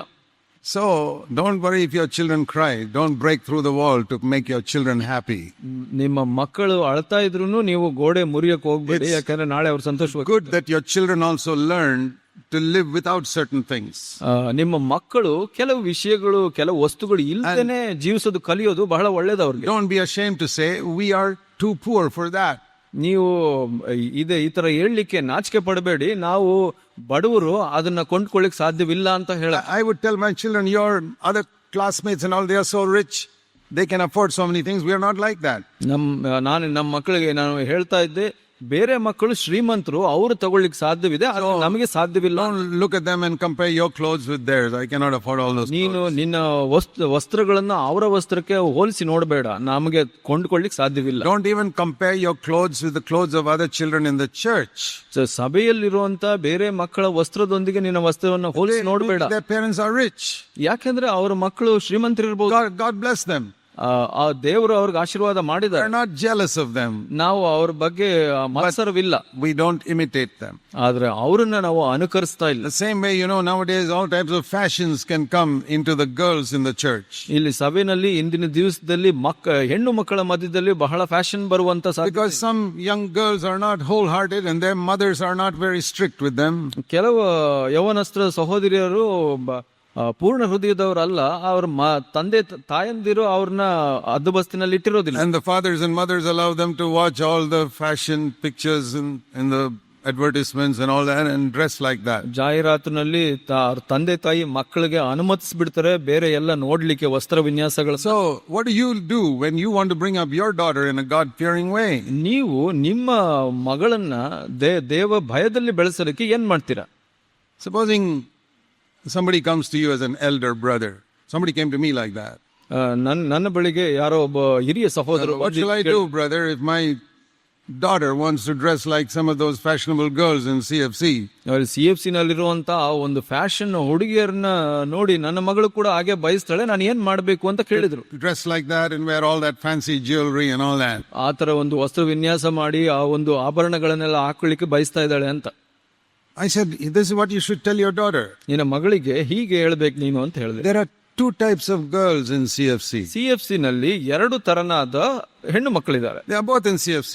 ಇಬ್ಬರು CFC ನಲ್ಲಿ. One is fashionable type, one is simple type. ಒಬ್ಬರು ಸಾಧಾರಣ ವಸ್ತ್ರಗಳನ್ನ ಹಾಕೋರು, ಒಬ್ಬರು ಫ್ಯಾಷನ್ ಮಾಡುವ. Tell your daughter, choose which you want. ನಿಮ್ಮ ಮಗಳಿಗೆ ಹೇಳು, ನೀನು ಆಯ್ಕೆ ಮಾಡು, ನಿನಗೇನ್ ಬೇಕು ಅಂತ. I said, even in paradise in Eden there were two trees and God said to Adam, you choose. ಅಲ್ಲಿ ಏದೇನ್ ತೋಟದಲ್ಲಿ ಕೂಡ ದೇವರು ಎರಡು ಆಯ್ಕೆಯನ್ನ ಕೊಟ್ಟು ಆದಾಮ ಅವರಿಗೆ ಆಯ್ಕೆ ಮಾಡ್ಲಿಕ್ಕೆ ಹೇಳಿದ್ರು. Choice is a good thing. ಆ ಒಂದು ಆಯ್ಕೆ ಅನ್ನೋದು ಬಹಳ ಒಳ್ಳೆಯದು. That is what God was testing Adam. ಆದಾಮನಿಗೆ ದೇವರು ಅದನ್ನೇ ಪರೀಕ್ಷಿಸ್ತಾ ಇದ್ದಾರೆ. There is something bad. ಇಲ್ಲಿ ಒಂದು ಕೆಟ್ಟದಿದೆ, that tree. ಆ ಮರ. And here a lot of things are good. ಇಲ್ಲಿ ಬಹಳಷ್ಟು ಒಳ್ಳೆಯದು. No, you go look and choose what you want. ನೀವು ಹೋಗಿ ಆಯ್ಕೆ ಮಾಡಬೇಕು, ನಿಮ್ಗೆ ಯಾವ್ದು ಬೇಕು ಅಂತ. So if there was a choice in the original paradise in Eden, then there's a choice in CFC also. ಅಲ್ಲಿ ಏದೇನ್ ತೋಟದಲ್ಲೇ ಆಯ್ಕೆ ಇದೆ ಅಂತಂದ್ರೆ ಇವತ್ತು ಕೂಡ CFC ನಲ್ಲಿ ಆಯ್ಕೆ ಇದೆ. It's no use criticizing and saying, oh, look at all these bad people. ಬೇರೆಯವ್ರನ್ನ ನೋಡಿ ಅವ್ರನ್ನ ಖಂಡಿಸೋದು, ದೂಷಿಸೋದು ಪ್ರಯೋಜನ ಇಲ್ಲ. That is breaking outside your wall. That is not your business. ನಿಮ್ಮ ಒಂದು ಗೋಡೆಯನ್ನ ಮುರಿದ ಹಾಗೆ ಅದು, ಅದ್ರ ಹೊರಗಡೆ ನಿಮ್ಗೆ ವ್ಯವಹಾರವಿಲ್ಲ. I'll give you one little bit of advice. ನಾನು ಚಿಕ್ಕ ಒಂದು ವಿಷಯವನ್ನು ತಿಳಿಸಿದೆ. The happiest people are those who judge themselves and don't judge other people. ಸಂತೋಷವುಳ್ಳ ಜನರು ಯಾರು ಅಂದ್ರೆ ತಮ್ಮನ್ನ ತಾವು ನ್ಯಾಯ ತೀರ್ಮಾನ ಮಾಡುವಂತವ್ರು, ಬೇರೆಯವ್ರನ್ನ ಮಾಡದೇ ಇರುವಂತವ್ರು. I have learned to judge my own children and not other people's children. ನಾನು ನನ್ನ ಸ್ವಂತ ಮಕ್ಕಳನ್ನ ನ್ಯಾಯ ತೀರ್ಮಾನ ಮಾಡ್ತಾ ಇದ್ದೆ ಹೊರತು ಬೇರೆಯವ್ರನ್ನ ಅಲ್ಲ. I told my children also, don't judge other people's children. You judge yourself. ನನ್ನ ಮಕ್ಕಳಿಗೆ ಕೂಡ ಹಾಗೆ ಹೇಳ್ತಾ ಇದ್ದೆ, ನಿಮ್ಮನ್ನ ನೀವು ನ್ಯಾಯ ತೀರ್ಮಾನ ಮಾಡ್ಕೊಳ್ಳಿ, ಬೇರೆ ಮಕ್ಕಳನ್ನ ನ್ಯಾಯ ತೀರ್ಮಾನ ಮಾಡಬೇಡಿ. I've taught them that for so many years. ಬಹಳಷ್ಟು ವರ್ಷಗಳ ಕಾಲ ಇದನ್ನ ನಾನು ಕಲಿಸ್ತಾ ಇದ್ದೆ. I've taught that in CFC for so many years. CFC ನಲ್ಲಿ ಕೂಡ ಇದನ್ನ ನಾನು ಉಪದೇಶ ಮಾಡ್ತಾ ಇದ್ದೆ. My children have listened to me. ನನ್ನ ಮಕ್ಕಳು ಅದ್ರ ಕೇಳಿಸ್ಕೊಂಡ್ರು. And it's gone well with them. ಅವರಿಗೆ ಒಳ್ಳೆಯದಾಗಿದೆ ಅದರಿಂದ. A lot of people in CFC have not listened to me. CFC ನಲ್ಲಿ ಬಹಳಷ್ಟು ಜನ ಈ ವಿಷಯನ ಕೇಳಿಸಿಕೊಳ್ಳಿಲ್ಲ. It has not gone well with them. ಅದರಿಂದ ಅವರ ಜೀವಿತದಲ್ಲಿ ಒಳ್ಳೆಯದಾಗಿಲ್ಲ. Even though they heard the same word from me, ಇದೇ ವಿಷಯನ ನನ್ನಿಂದ ಕೇಳಿದ್ರು ಕೂಡ they still go around criticizing other people. ಅವರು ಬೇರೆಯವ್ರನ್ನ ನ್ಯಾಯ ತೀರ್ಮಾನ ಮಾಡಿಕೊಂಡು ಖಂಡಿಸ್ಕೊಂಡು ಹೋಗ್ತಾ ಇರ್ತಾರೆ. Okay, you break through a wall, a serpent will bite you. ನೀವು ಆ ಗೋಡೆಯನ್ನ ಮುರಿದ್ರೆ ಹಾವು ಕಚ್ಚುತ್ತೆ ನಿಮ್ಗೆ. And it will bite your children also. ನಿಮ್ಮ ಮಕ್ಕಳನ್ನು ಕೂಡ ಕಚ್ಚುತ್ತೆ. So stay within your boundary. ಯಾವಾಗ್ಲೂ ನಿಮ್ಮ ಎಲ್ಲೆಯ ಒಳಗಡೆನೆ ಇರಬೇಕು. Discipline is something God allows when you go outside your boundary. ಶಿಕ್ಷೆ ಅನ್ನೋದು ದೇವರು ನಾವು ಆ ಎಲ್ಲೆಯನ್ನ ಮೀರಿ ಹೋದಾಗ ಕೊಡುವಂತದ್ದು. Also to protect us from greater dangers. ಅದು ಬೇರೆ ಇನ್ನೂ ಅಪಾಯದ ವಿಷಯಗಳಿಂದ ನಮ್ಮನ್ನ ಕಾಪಾಡೋದಕ್ಕೆ ದೇವರು ಅನುಮತಿಸ್ತಾರೆ ಅದನ್ನ. I've had 2 or 3 times when I've fallen from my scooter. ನಾನು 2-3 ಸಲ ನನ್ನ ಸ್ಕೂಟರ್ ಇಂದ ಬಿದ್ದಿದ್ದೇನೆ. But by God's grace I never broke any bones. ದೇವರ ದಯೆಯಿಂದ ನನ್ನ ಮೂಳೆ ಯಾವುದು ಮುರಿಲಿಲ್ಲ. But little scratches. ಅಲ್ಲಿ ಇಲ್ಲಿ ತರಚಿಕೊಂಡಿತು. And always when that happens I say, Lord, what are you trying to teach me? ನಾನು ಯಾವಾಗ್ಲೂ ದೇವರ ಹತ್ರ ಕೇಳ್ತೀನಿ, ದೇವರೇ ನೀನು ಏನ್ ಕಲಿಸ್ಲಿಕ್ಕೆ ಪ್ರಯತ್ನ ಮಾಡ್ತಾ ಇದೀಯಾ? And I thought some great spiritual revelation will come. ನಾನು ಅನ್ಕೊಂಡಿದ್ದೆ ದೇವರು ಬಹಳ ದೊಡ್ಡ ಪ್ರಕಟಣೆ ಕೊಡ್ತಾರೆ ಅಂತ. The Lord only said, don't drive so fast. ದೇವರು ಹೇಳಿದ್ರು ಬಹಳ ಜೋರಾಗಿ ಓಡಿಸಬೇಡ ಗಾಡಿ ಅಂತ. It is not anything very spiritual, it is very practical. ಬಹಳ ಆತ್ಮಿಕ ವಿಷಯವಲ್ಲ, ಅದು ಪ್ರಾಯೋಗಿಕವಾದ ವಿಷಯ. So sometimes God's advice is to protect us from more serious accidents if you go so fast. ದೇವರು ಆ ಒಂದು ಜೋರಾಗಿ ಹೋಗೋದ್ರಿಂದ ಆಗುವಂತ ಇನ್ನೂ ಅಧಿಕ ಅಪಘಾತದಿಂದ ನಮ್ಮನ್ನು ಕಾಪಾಡಲಿಕ್ಕೆ ಈಗ ಅನುಮತಿಸ್ತಾರೆ. God is a good God. He doesn't want us to live short. He wants us to live long lives on this earth. ದೇವರು ಬಹಳ ಒಳ್ಳೆಯ ದೇವರು, ನಾವು ಇನ್ನೂ ಅಧಿಕ ಕಾಲ ಜೀವಿಸಬೇಕು ಅಂತ ಬಯಸ್ತಾರೆ. That's why he teaches us to eat healthy, ಅದರಿಂದ ನಾವು ಯಾವ ತರ ಒಳ್ಳೆಯದಾಗಿ ಊಟ ಮಾಡಬೇಕು ಅನ್ನೋದನ್ನ ಕಲಿಸ್ತಾರೆ. Don't eat whatever you like. Eat whatever is healthy and good for you. ನೀವು ಏನೆಲ್ಲ ಇಷ್ಟ ಇದೆ ಅದೆಲ್ಲ ತಿನ್ನಕ್ ಹೋಗ್ಬೇಡಿ, ಯಾವ್ದು ಆರೋಗ್ಯವಾಗಿದೆ ಅದನ್ನ ತಿನ್ನಬೇಕು. Otherwise, you'll shorten your own life. ನಿಮ್ಮ ಸ್ವಂತ ಜೀವಿತವನ್ನ ಕಡಿಮೆ ಮಾಡ್ಬಿಡ್ತೀರಾ ನೀವು. So we also have to discipline our children just like God disciplines us. ದೇವರು ನಮ್ಮನ್ನ ಶಿಕ್ಷಿಸಿದಂತೆ ನಾವು ನಮ್ಮ ಮಕ್ಕಳನ್ನ ಶಿಕ್ಷಿಸಬೇಕು. Because there's a lot of foolishness bound up in the heart of children. ಮಕ್ಕಳ ಹೃದಯದಲ್ಲಿ ಬಹಳಷ್ಟು ಮೂರ್ಖತೆ ತುಂಬಿಕೊಂಡಿದೆ. Turn to Proverbs. ಜ್ಞಾನೋಕ್ತಿಯನ್ನು ನೋಡೋಣ ಇಲ್ಲಿ. In chapter 22, 22ನೇ ಅಧ್ಯಾಯ verse 15. 22:15 ನೋಡ್ಕೊಳ್ಳೋಣ. Foolishness is bound up in the heart of a child, but the rod of discipline will remove it far from him. 22:18 Proverbs 22:15. 15. ಮೂರ್ಖತನವು Verse 15. 15ನೇ ವಚನ, 22:15ನೇ ವಚನದಲ್ಲಿ ಮೂರ್ಖತನವು ಹುಡುಗನ ಮನಸ್ಸಿಗೆ ಸಹಜ, ಆದರೆ ಶಿಕ್ಷಕನ ಬೆತ್ತವು ಅದನ್ನು ತೊಲಗಿಸುವುದು. It's a very interesting verse. ಬಹಳ ಆಶ್ಚರ್ಯವಾದ ವಚನ ಇದು. Where do you normally hit a child? With a belt or a stick? ನಾವು ಒಂದು ಬೆತ್ತವನ್ನು ತಕೊಂಡು ಮಕ್ಕಳಿಗೆ ಎಲ್ಲಿ ಹೊಡಿತೀವಿ? It's at the backside. ಹಿಂದೆ ಹೊಡಿತೀವಿ. It's because God has put a lot of flesh there so that the child doesn't get hurt. ದೇವರು ಹೆಚ್ಚು ಮಾಂಸವನ್ನ ಕೊಟ್ಟಿದ್ದಾರೆ ಹಿಂದೆ ಮಕ್ಕಳಿಗೆ, ಅದು ತಡ್ಕೊಳ್ಳುತ್ತೆ. That's the wisdom of God. ಅದು ದೇವರ ಜ್ಞಾನವಾಗಿದೆ. But there's a great connection from there to the heart. So ಅಲ್ಲಿಂದ ಹೃದಯಕ್ಕೆ ಒಂದು ಕನೆಕ್ಷನ್ ಇದೆ, ಸಂಬಂಧ ಇದೆ, ಗೊತ್ತಾ? You hit over there and the foolishness goes out of the heart. ಅಲ್ಲಿ ಹೊಡೆದ್ರೆ ಇಲ್ಲಿಂದ ಹೃದಯದಿಂದ ಮೂರ್ಖತನ ಹೋಗ್ಬಿಡುತ್ತೆ. That's what this verse says.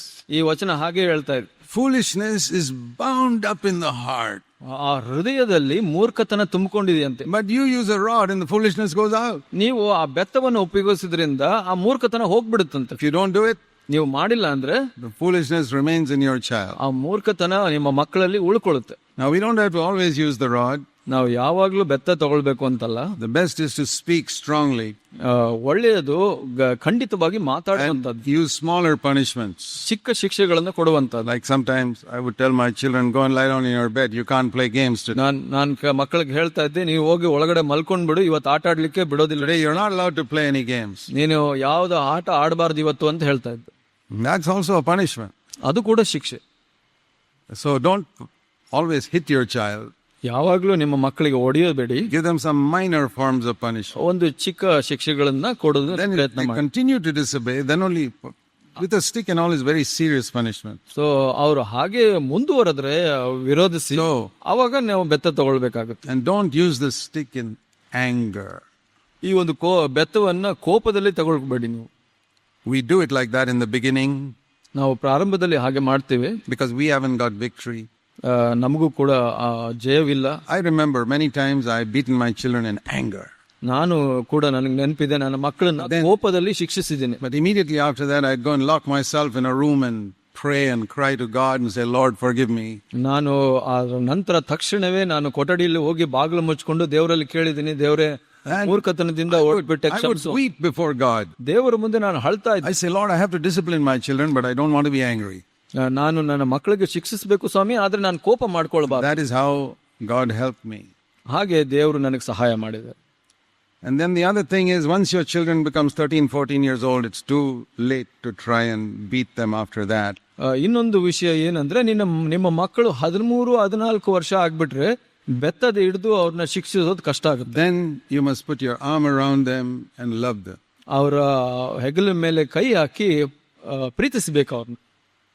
I remember one of my boys tried to deceive me once when he was about 15 years old. ನನ್ನ ಒಬ್ಬ ಮಗ 15 ವರ್ಷದವನಾಗಿದ್ದಾಗ ನನ್ನನ್ನು ವಂಚಿಸಲಿಕ್ಕೆ ಪ್ರಯತ್ನ ಮಾಡ್ದ. It was not a very serious thing. ಅದು ಅಷ್ಟು ಗಂಭೀರವಾದ ವಿಷಯವಾಗಿರಲಿಲ್ಲ. But he wanted to go and play in the school cricket team. ಅವನು ಸ್ಕೂಲ್ ಕ್ರಿಕೆಟ್ ತಂಡದಲ್ಲಿ ಆಡೋಕೆ ಪ್ರಯತ್ನ ಮಾಡಿ He was selected. ಅವನು ಅಲ್ಲಿ ಆಯ್ಕೆ ಆಗಿದ್ದ. There was a match that day. ಅಲ್ಲಿ ಒಂದು ಪಂದ್ಯವಿತ್ತು ಅವತ್ತು.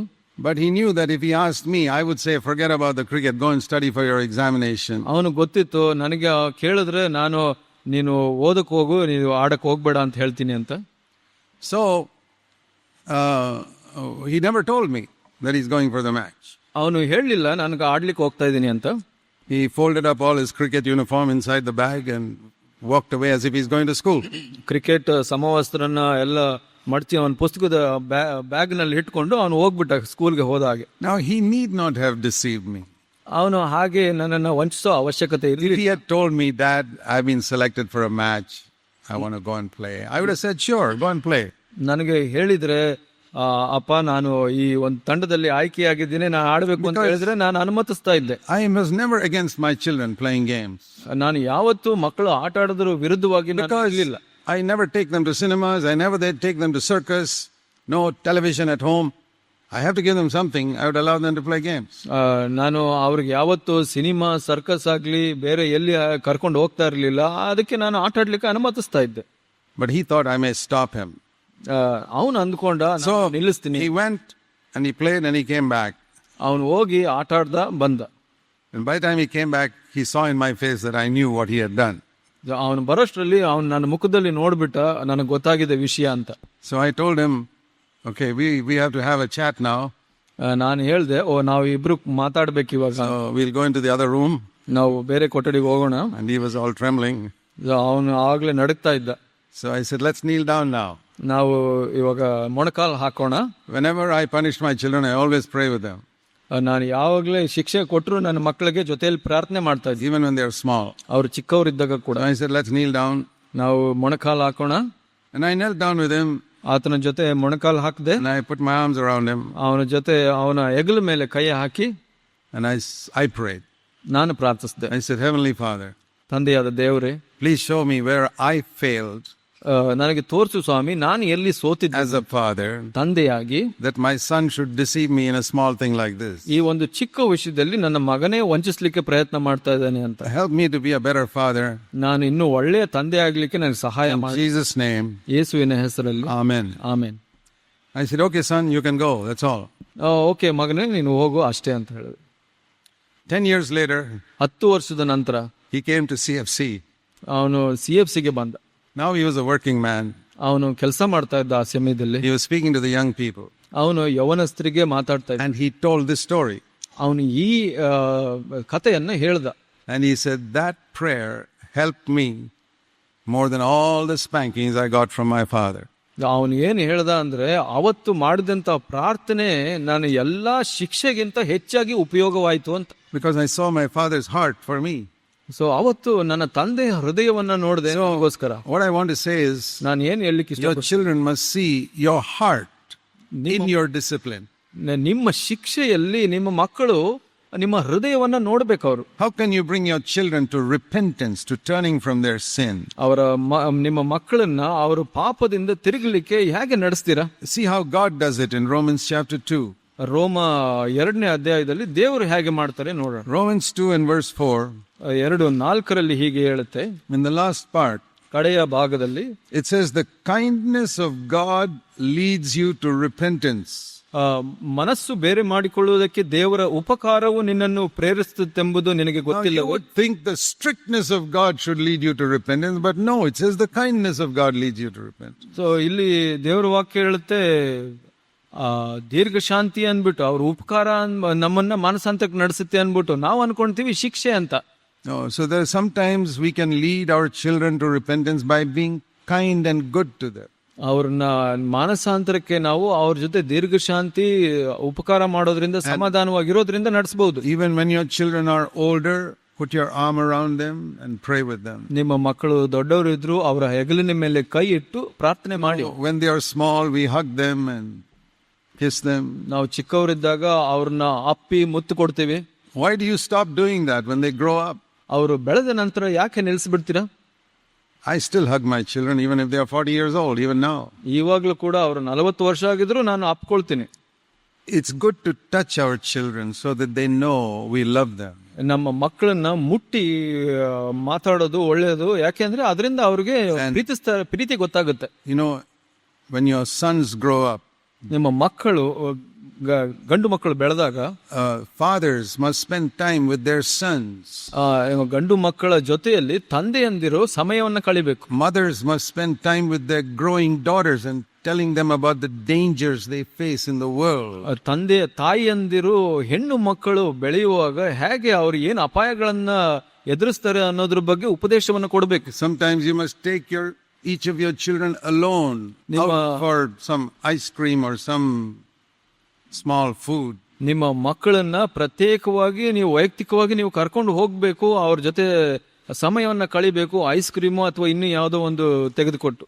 If you can't afford an ice cream, then just go out and just have some little fellowship together. Ice cream ತೆಗೆದುಕೊಳ್ಳಕ್ಕಾಗಿಲ್ಲ ಅಂತ ಅಂದ್ರೆ ಹೊರಗಡೆ ಹೋಗಿ ಸ್ವಲ್ಪ ಸಮಯ ವ್ಯಯ ಮಾಡಿ ಅನ್ಯೋನ್ಯತೆ ಮಾಡಿ.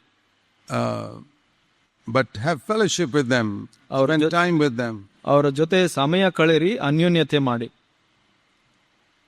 Because that is how there's a bonding that comes between father and son. ತಂದೆ ಮತ್ತು ಮಗನ ಮಧ್ಯೆ ಆ ಒಂದು ಸಂಬಂಧ ಬೆಳೆಯುತ್ತೆ. Mother and daughter when they are growing up.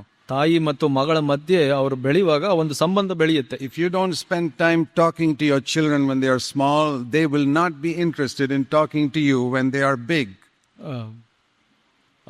ನೀವು ಅವರು ಚಿಕ್ಕವರಿದ್ದಾಗ ನೀವು ಅವ್ರ ಜೊತೆ ಸಮಯ ಕಳೆದು ಅವ್ರ ಜೊತೆ ಮಾತಾಡಿಲ್ಲ ಅಂದ್ರೆ ಅವ್ರು ದೊಡ್ಡವರಾದ್ಮೇಲೆ ನಿಮ್ ಜೊತೆ ಮಾತಾಡ್ಲಿ. How some 18-year-old girls will not speak to their mother. ನಮಗೆ ಗೊತ್ತಿದೆ, ಕೆಲವು 18 ವರ್ಷದ ಹೆಣ್ಣು ಮಕ್ಕಳು ತಾಯಿಯಂದಿರ ಜೊತೆ ಮಾತಾಡೋದಿಲ್ಲ. They tell their mother, when I was small, you had no time for me, you were always busy working. ಅವ್ರು ಹೇಳ್ತಾರೆ, ನಾನು ಚಿಕ್ಕವಳಿದ್ದಾಗ ನಿನಗೆ ಸಮಯವಿರ್ಲಿಲ್ಲ, ನೀನು ಯಾವಾಗಲೂ ಕೆಲಸ ಮಾಡ್ತಾ ಇದ್ದೆ. And now I have no time for you. ಇವಾಗ ನನಗೆ ಸಮಯವಿಲ್ಲ ನಿನಗೆ. Go and talk to somebody else. ನೀನು ಬೇರೆಯವ್ರ ಹತ್ರ ಮಾತಾಡು. That's very sad. ಅದು ಬಹಳ ದುಃಖದ. Because if your sons and daughters stop speaking to you when they are grown up, they are going to go right out into the world. ನಿಮ್ಮ ದೊಡ್ಡ ಬೆಳೆದ ಮಕ್ಕಳು ನಿಮ್ಮ ಜೊತೆ ಮಾತಾಡೋಕೆ ಇಷ್ಟ ಪಡೋದಿಲ್ಲ ಅಂದ್ರೆ ಬಹಳ ಗಂಭೀರವಾದದ್ದು, ಅವರು ಲೋಕದ ಕಡೆ ಹೋಗ್ಬಿಡ್ತಾರೆ. Today's world is a very evil world. ಇವತ್ತಿನ ಲೋಕ ಬಹಳ ದುಷ್ಟವಾಗಿದೆ. We have to protect our children. ನಮ್ಮ ಮಕ್ಕಳನ್ನ ಕಾಪಾಡಬೇಕು. You must spend time with your children. ನಿಮ್ಮ ಮಕ್ಕಳ ಜೊತೆ ಸಮಯ ಕಳಿಲೇಬೇಕು. It says you must instruct them in the Lord. ನೀವು ಕರ್ತನಲ್ಲಿ ಅವರಿಗೆ ಉಪದೇಶವನ್ನು ಮಾಡಿ, you must get them to read the Bible. ಅವ್ರನ್ನ ದೇವರ ವಾಕ್ಯವನ್ನು ಓದಲಿಕ್ಕೆ ಕಲ್ಸ್ಕೊಡ್ಬೇಕು. Somebody told me the other day, ಯಾರೋ ಒಬ್ರು ಹೇಳಿದ್ರು ಇನ್ನೊಂದ್ ದಿವಸ, my children are not interested in reading the Bible, what to do? ನನ್ನ ಮಕ್ಕಳು ದೇವರ ವಾಕ್ಯವನ್ನು ಓದ್ಲಿಕ್ಕೆ ಇಷ್ಟ ತೋರ್ಸಲ್ಲ, ಏನ್ ಮಾಡೋದು? I said, save a little money and buy a picture Bible for them. ಅವರಿಗೆ ನೀನು ಸ್ವಲ್ಪ ಹಣ ಉಳಿಸಿ ಒಂದು ಚಿತ್ರ ಇರುವಂತ ಬೈಬಲ್ಗಳನ್ನ ತೆಗೆದುಕೊ. There are Bibles like that. Comic Bible ತರ ಆತರ ಇರುತ್ತೆ. Let them read that they will like to read. ಅದನ್ನ ಓದ್ಲಿಕ್ಕೆ ಅವ್ರಿಗೆ ಇಷ್ಟ ಆಗುತ್ತೆ, ಅದನ್ನ ಓದ್ಲಿ ಅವರು. That's what I made my children read, a picture Bible. ಆ ಒಂದು ಚಿತ್ರದ ಬೈಬಲ್ನ ನನ್ನ ಮಕ್ಕಳಿಗೆ ಕೂಡ ನಾನು ಓದ್ಲಿಕ್ಕೆ ಕಲಿಸಿದೆ. Then I would ask them questions and they would ask me questions. ನಾನು ಅವರಿಗೆ ಪ್ರಶ್ನೆ ಕೇಳ್ತಾ ಇದ್ದೆ, ಅವರು ಕೂಡ ನನಗೆ ಪ್ರಶ್ನೆ ಕೇಳ್ತಾ ಇದ್ರು. If you don't start when they are small, you can't do it when they are big. ಅವರು ಚಿಕ್ಕವರಿದ್ದಾಗ ನೀವು ಪ್ರಾರಂಭ ಮಾಡ್ಲಿಲ್ಲ ಅಂದ್ರೆ ಅವ್ರು ದೊಡ್ಡವರಾದಾಗ ಪ್ರಾರಂಭ ಮಾಡ್ಲಿಕ್ಕೆ ಆಗೋದು. We must instruct our children in the Bible. ನಮ್ಗೆ ದೇವರ ವಾಕ್ಯದಲ್ಲಿ ನಮ್ಮ ಮಕ್ಕಳನ್ನ ಶಿಕ್ಷಣ ಕೊಡಬೇಕು. Those children have to grow up and preach the word in their generation, otherwise who will do it? ನಮ್ಮ ಮಕ್ಕಳು ಬೆಳೆದು ಬೇರೆಯವರಿಗೆ ದೇವರ ವಾಕ್ಯವನ್ನ ಉಪದೇಶ ಮಾಡಬೇಕು, ಬೇರೆ ಯಾರು ಮಾಡ್ತಾರೆ? That is the responsibility of all of you. For that you say, Lord, I'm going to bring up my children for you. ನೀವು ಇಲ್ಲಿ ಮಕ್ಕಳಿರುವಂತ ಎಲ್ಲರಿಗೂ ಆ ಜವಾಬ್ದಾರಿ ಇದೆ, ದೇವರಿಗಾಗಿ ನಿಮ್ಮ ಮಕ್ಕಳನ್ನ ಬೆಳೆಸುವಂತದ್ದು. In the world they bring up the children for the world, in the church we bring up our children for God. ಲೋಕದಲ್ಲಿ ಜನರು ಲೋಕಕ್ಕಾಗಿ ಮಕ್ಕಳನ್ನ ಬೆಳೆಸ್ತಾರೆ, ಸಭೆಯಲ್ಲಿ ಮಕ್ಕಳನ್ನ ನಾವು ದೇವರಿಗಾಗಿ ಬೆಳೆಸ್ತೀವಿ. So these are some little instructions. ಇದೆಲ್ಲ ಕೆಲವು ಚಿಕ್ಕ and then ವಿವರಣೆಗಳು. Finally and most important, ಕೊನೆಯದಾಗಿ ಬಹಳ ಮುಖ್ಯವಾದದ್ದು, father and mother must pray for your children every day. ತಂದೆ ತಾಯಂದಿರು ನಿಮ್ಮ ಮಕ್ಕಳಿಗಾಗಿ ಪ್ರತಿ ದಿವಸ ಪ್ರಾರ್ಥನೆ ಮಾಡಿ. And I want to give you a promise. ನಾನು ನಿಮಗೆ ಒಂದು ವಾಗ್ದಾನವನ್ನು ಕೊಡ್ತೀನಿ. You can claim when you pray. ನೀವು ಪ್ರಾರ್ಥಿಸುವಾಗ ನಿಮ್ಮ ಮಕ್ಕಳಿಗಾಗಿ ನೀವು ಕೇಳ್ಕೊಳ್ಬಹುದು ಇದನ್ನ. Matthew 18 and verse 19. ಮತ್ತಾಯ 18:19 ವಚನ. This is for all fathers and mothers. ಇಲ್ಲಿ ಎಲ್ಲ ತಂದೆ ತಾಯಂದಿರಿಗೆ, if two of you agree concerning anything, ನಿಮ್ಮಲ್ಲಿ ಇಬ್ಬರು ಒಂದು ವಿಷಯಕ್ಕಾಗಿ ಒಪ್ಪಿಕೊಂಡ್ರೆ, who are the two? ಇಬ್ಬರು ಅಂದ್ರೆ ಯಾರು? Father and mother. ತಂದೆ ತಾಯಿ. You kneel down, ನೀವು ಮೊಣಕಾಲ ಹಾಕಿ and you say, Lord, we love you. ಕರ್ತನೇ ನಾವು ನಿಮ್ಮನ್ನು ಪ್ರೀತಿಸ್ತೇವೆ. We are in agreement. There's no fight between us as father and mother. ತಂದೆ ತಾಯಿಯಾಗಿ ನಮ್ಮ ಮಧ್ಯೆ ಯಾವ ಒಡಕು ಇಲ್ಲ, ಜಗಳವಿಲ್ಲ, ನಾವು ಒಪ್ಕೊಂಡಿದ್ದೀವಿ. We are praying together for this son ನಾವು ಜೊತೆಯಾಗಿ ಈ ಮಗನಿಗಾಗಿ ಪ್ರಾರ್ಥಿಸ್ತೇವೆ, and for this daughter ಈ ಮಗಳಿಗಾಗಿ and this son ಈ ಮಗನಿಗಾಗಿ and this daughter. ಈ ಮಗಳಿಗಾಗಿ. Name them one by one ಅವರ ಹೆಸರನ್ನು ಹಿಡಿದು and say, Father, please help them. ತಂದೆಯೇ ಇವರನ್ನ We want them to grow up and live for you. ಅವರು ಬೆಳೆದು ನಿನಗಾಗಿ ಜೀವಿಸಬೇಕು. What does it say here? ಇಲ್ಲಿ ಏನು ಹೇಳುತ್ತೆ? You ask for anything in my name, it will be done. ನನ್ನ ಹೆಸರಿನಲ್ಲಿ ನೀವು ಏನು ಬೇಡಿಕೊಂಡ್ರು ಅದು ನಿಮಗೆ ಕೊಡಲ್ಪಡಬಹುದು. That is the verse my wife and I have claimed for our children for nearly 40 years. 40 ವರ್ಷಗಳ ಕಾಲ ನಾನು ನನ್ನ ಹೆಂಡತಿ ನಮ್ಮ ಮಕ್ಕಳಿಗಾಗಿ ಇದನ್ನ ಕೇಳ್ಕೊಂಡಿದ್ದೀವಿ, ವಾಗ್ದಾನವನ್ನು. We have seen the answer to prayer. ಆ ಒಂದು ಪ್ರಾರ್ಥನೆಗೆ ಉತ್ತರವನ್ನು ಕೂಡ So I am speaking from experience now. ನಾನು ಇವಾಗ ಈ ಒಂದು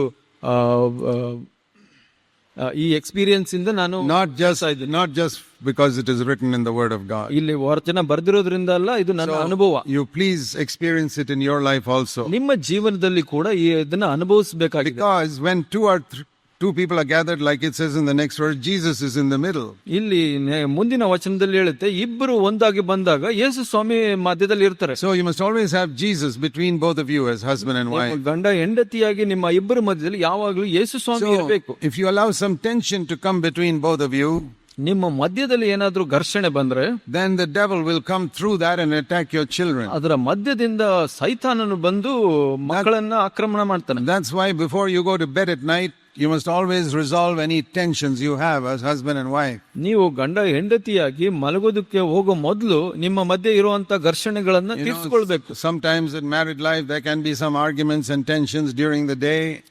ದಿವಸದಲ್ಲಿ ಮದುವೆ ಜೀವಿತದಲ್ಲಿ ಮಧ್ಯೆ ವಾಗ್ವಾದಗಳು, ಘರ್ಷಣೆಗಳು ಬರಬಹುದು. That happens in all marriages, especially in the early years.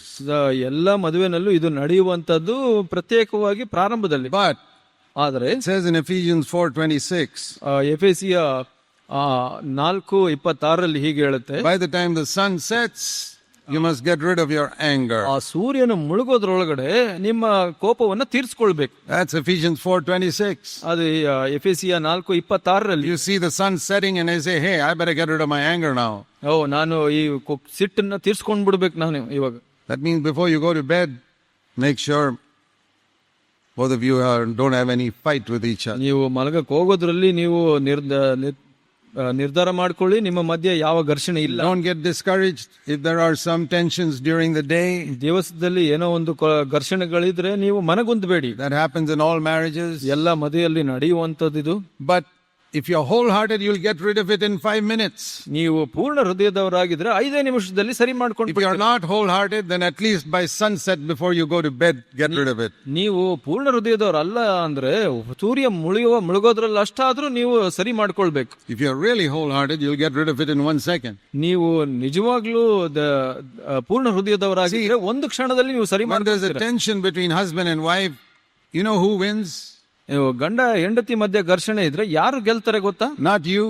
ನೀವಲ್ಲ. Not your husband or wife. ನಿಮ್ಮ ಗಂಡ ಹೆಂಡತಿ ಅಲ್ಲ. The devil. ಸೈತಾನ್. He always wins when there's a fight between husband and wife. ಗಂಡ ಹೆಂಡತಿ ಮಧ್ಯೆ ಘರ್ಷಣೆ ಇದ್ರೆ, ವಾಗ್ವಾದ ಇದ್ರೆ, ಜಗಳ ಇದ್ರೆ ಸೈತಾನನೇ ಗೆಲ್ಲೋದು. You think you're winning the argument. You're not winning the argument. ನೀವು ಆ ವಾಗ್ವಾದವನ್ನ ನಾನು ಗೆಲ್ತಾ ಇದ್ದೀನಿ ಅನ್ಕೊಬಹುದು, ಆದ್ರೆ ನೀವಲ್ಲ. The devil is winning. ಸೈತಾನ್ ಗೆಲ್ತಾ ಇದ್ದಾನೆ. And he's winning because he wants to attack your children. ಯಾಕೆ ಗೆಲ್ತಾ ಇದ್ದಾನೆ ಅಂದ್ರೆ ನಿಮ್ಮ ಮಕ್ಕಳನ್ನ ಅವನು ಆಕ್ರಮಣ ಮಾಡಕ್ಕೆ ಪ್ರಯತ್ನ ಮಾಡ್ತಾ ಇದ್ದಾನೆ. Don't be foolish and open the door to the devil. ನೀವು ಮೂರ್ಖರಾಗಿ ಸೈತಾನಿಗೆ ಬಾಗಿಲು ತೆಗೆದು ಕೊಡಬೇಡಿ. Please remember this. ಇದನ್ನ ನೆನ್ಪಿಟ್ಕೊಳ್ಳಿ. When you have a fight with your wife or your husband, ನಿಮ್ಮ ಹೆಂಡತಿ ಅಥವಾ ಗಂಡನ ಜೊತೆ ಜಗಳವಾಡಿದ್ರೆ, picture this in your mind. ಇದನ್ನ ಚಿತ್ರಣ ಮಾಡ್ಕೊಳ್ಳಿ. You're opening the door and say, Satan, please come into my home now. ಆ ಒಂದು ಬಾಗಿಲನ್ನ ತೆಗೆದು ಸೈತಾನ್ನೇ ನಿನ್ನ ಮನೆ ಒಳಗಡೆ ಬಾ ಅಂತ ಹೇಳಿದ ಹಾಗೆ. Even if you did that foolishly, shut the door, drive him out in Jesus' name and shut the door immediately. ಅದನ್ನ ಮೂರ್ಖತನದಿಂದ ಮಾಡಿದ್ರು ಬೇಗ ಬಾಗಿಲನ್ನ ಮುಚ್ಚಿಬಿಟ್ಟು ಅದನ್ನ ಹೊರಗಡೆ ಓಡಿಸ್ಬಿಡಿ. You may be strong enough to resist him, but your children are not. They will suffer. ನೀವು ಆ ಸೈತಾನನ ಎದುರಿಸೋಕೆ ಶಕ್ತಿ ಇರಬಹುದು, ಆದ್ರೆ ಮಕ್ಕಳು ಬಲಹೀನರಾಗಿ. Many children suffer because of the foolishness of their parents. ತಂದೆ ತಾಯಿಯ ಮೂರ್ಖತನದಿಂದ ಮಕ್ಕಳು ಕಷ್ಟಕ್ಕೆ ಒಳಗಾಗ್ತಾರೆ. I have spoken on this subject for 40 years. ಈ ವಿಷಯದ ಬಗ್ಗೆ ನಾನು 40 ವರ್ಷಗಳ ಕಾಲ ಮಾತಾಡಿದ್ದೀನಿ. Because I see the danger here. ಯಾಕಂದ್ರೆ ಇದರಲ್ಲಿ ಅಪಾಯವನ್ನ ನಾನು ನೋಡಿ I don't think there's any church or any preacher that has preached for 40 years on family life like I have done.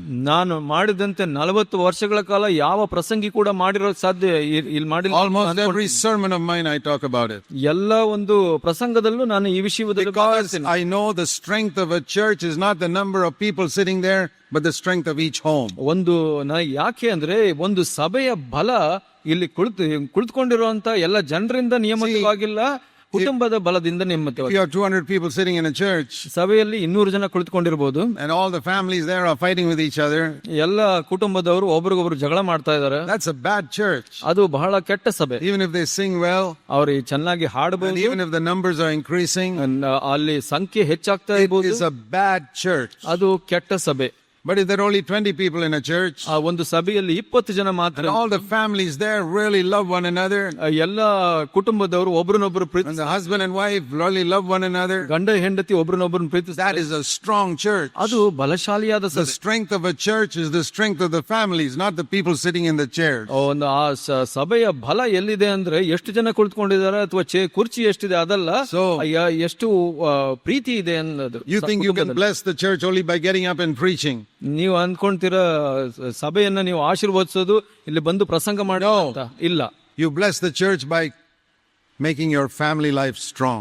ನೀವು ಸಭೆಯನ್ನು ಹೇಗೆ ಆಶೀರ್ವದಿಸ್ತೀರಾ ಅಂದ್ರೆ ನಿಮ್ಮ ಕುಟುಂಬ ಜೀವಿತವನ್ನ ಬಲಪಡಿಸೋದ್ರಿಂದ. You know, if people see your children well behaved, ಬೇರೆಯವರು ನಿಮ್ಮ ಮಕ್ಕಳನ್ನ ನೋಡ್ತಾರೆ ಎಷ್ಟು ಚೆನ್ನಾಗಿ ನಡ್ಕೊಂಡ್ತಾರೆ, respectful to the elders, ಹಿರಿಯರಿಗೆ ಸನ್ಮಾನ ಮಾಡ್ತಾರೆ, you ಗೌರವಿಸ್ತಾರೆ, may never preach, ನೀವು ಯಾವತ್ತೂ ಪ್ರಸಂಗ ಮಾಡದೇ ಇರಬಹುದು, but your family is a fantastic testimony for the Lord in that church. ಕರ್ತನಿಗೆ ಆ ಸಭೆಯಲ್ಲಿ ನಿಮ್ಮ ಕುಟುಂಬ ಒಳ್ಳೆಯ ಸಾಕ್ಷಿಯಾಗಿದೆ.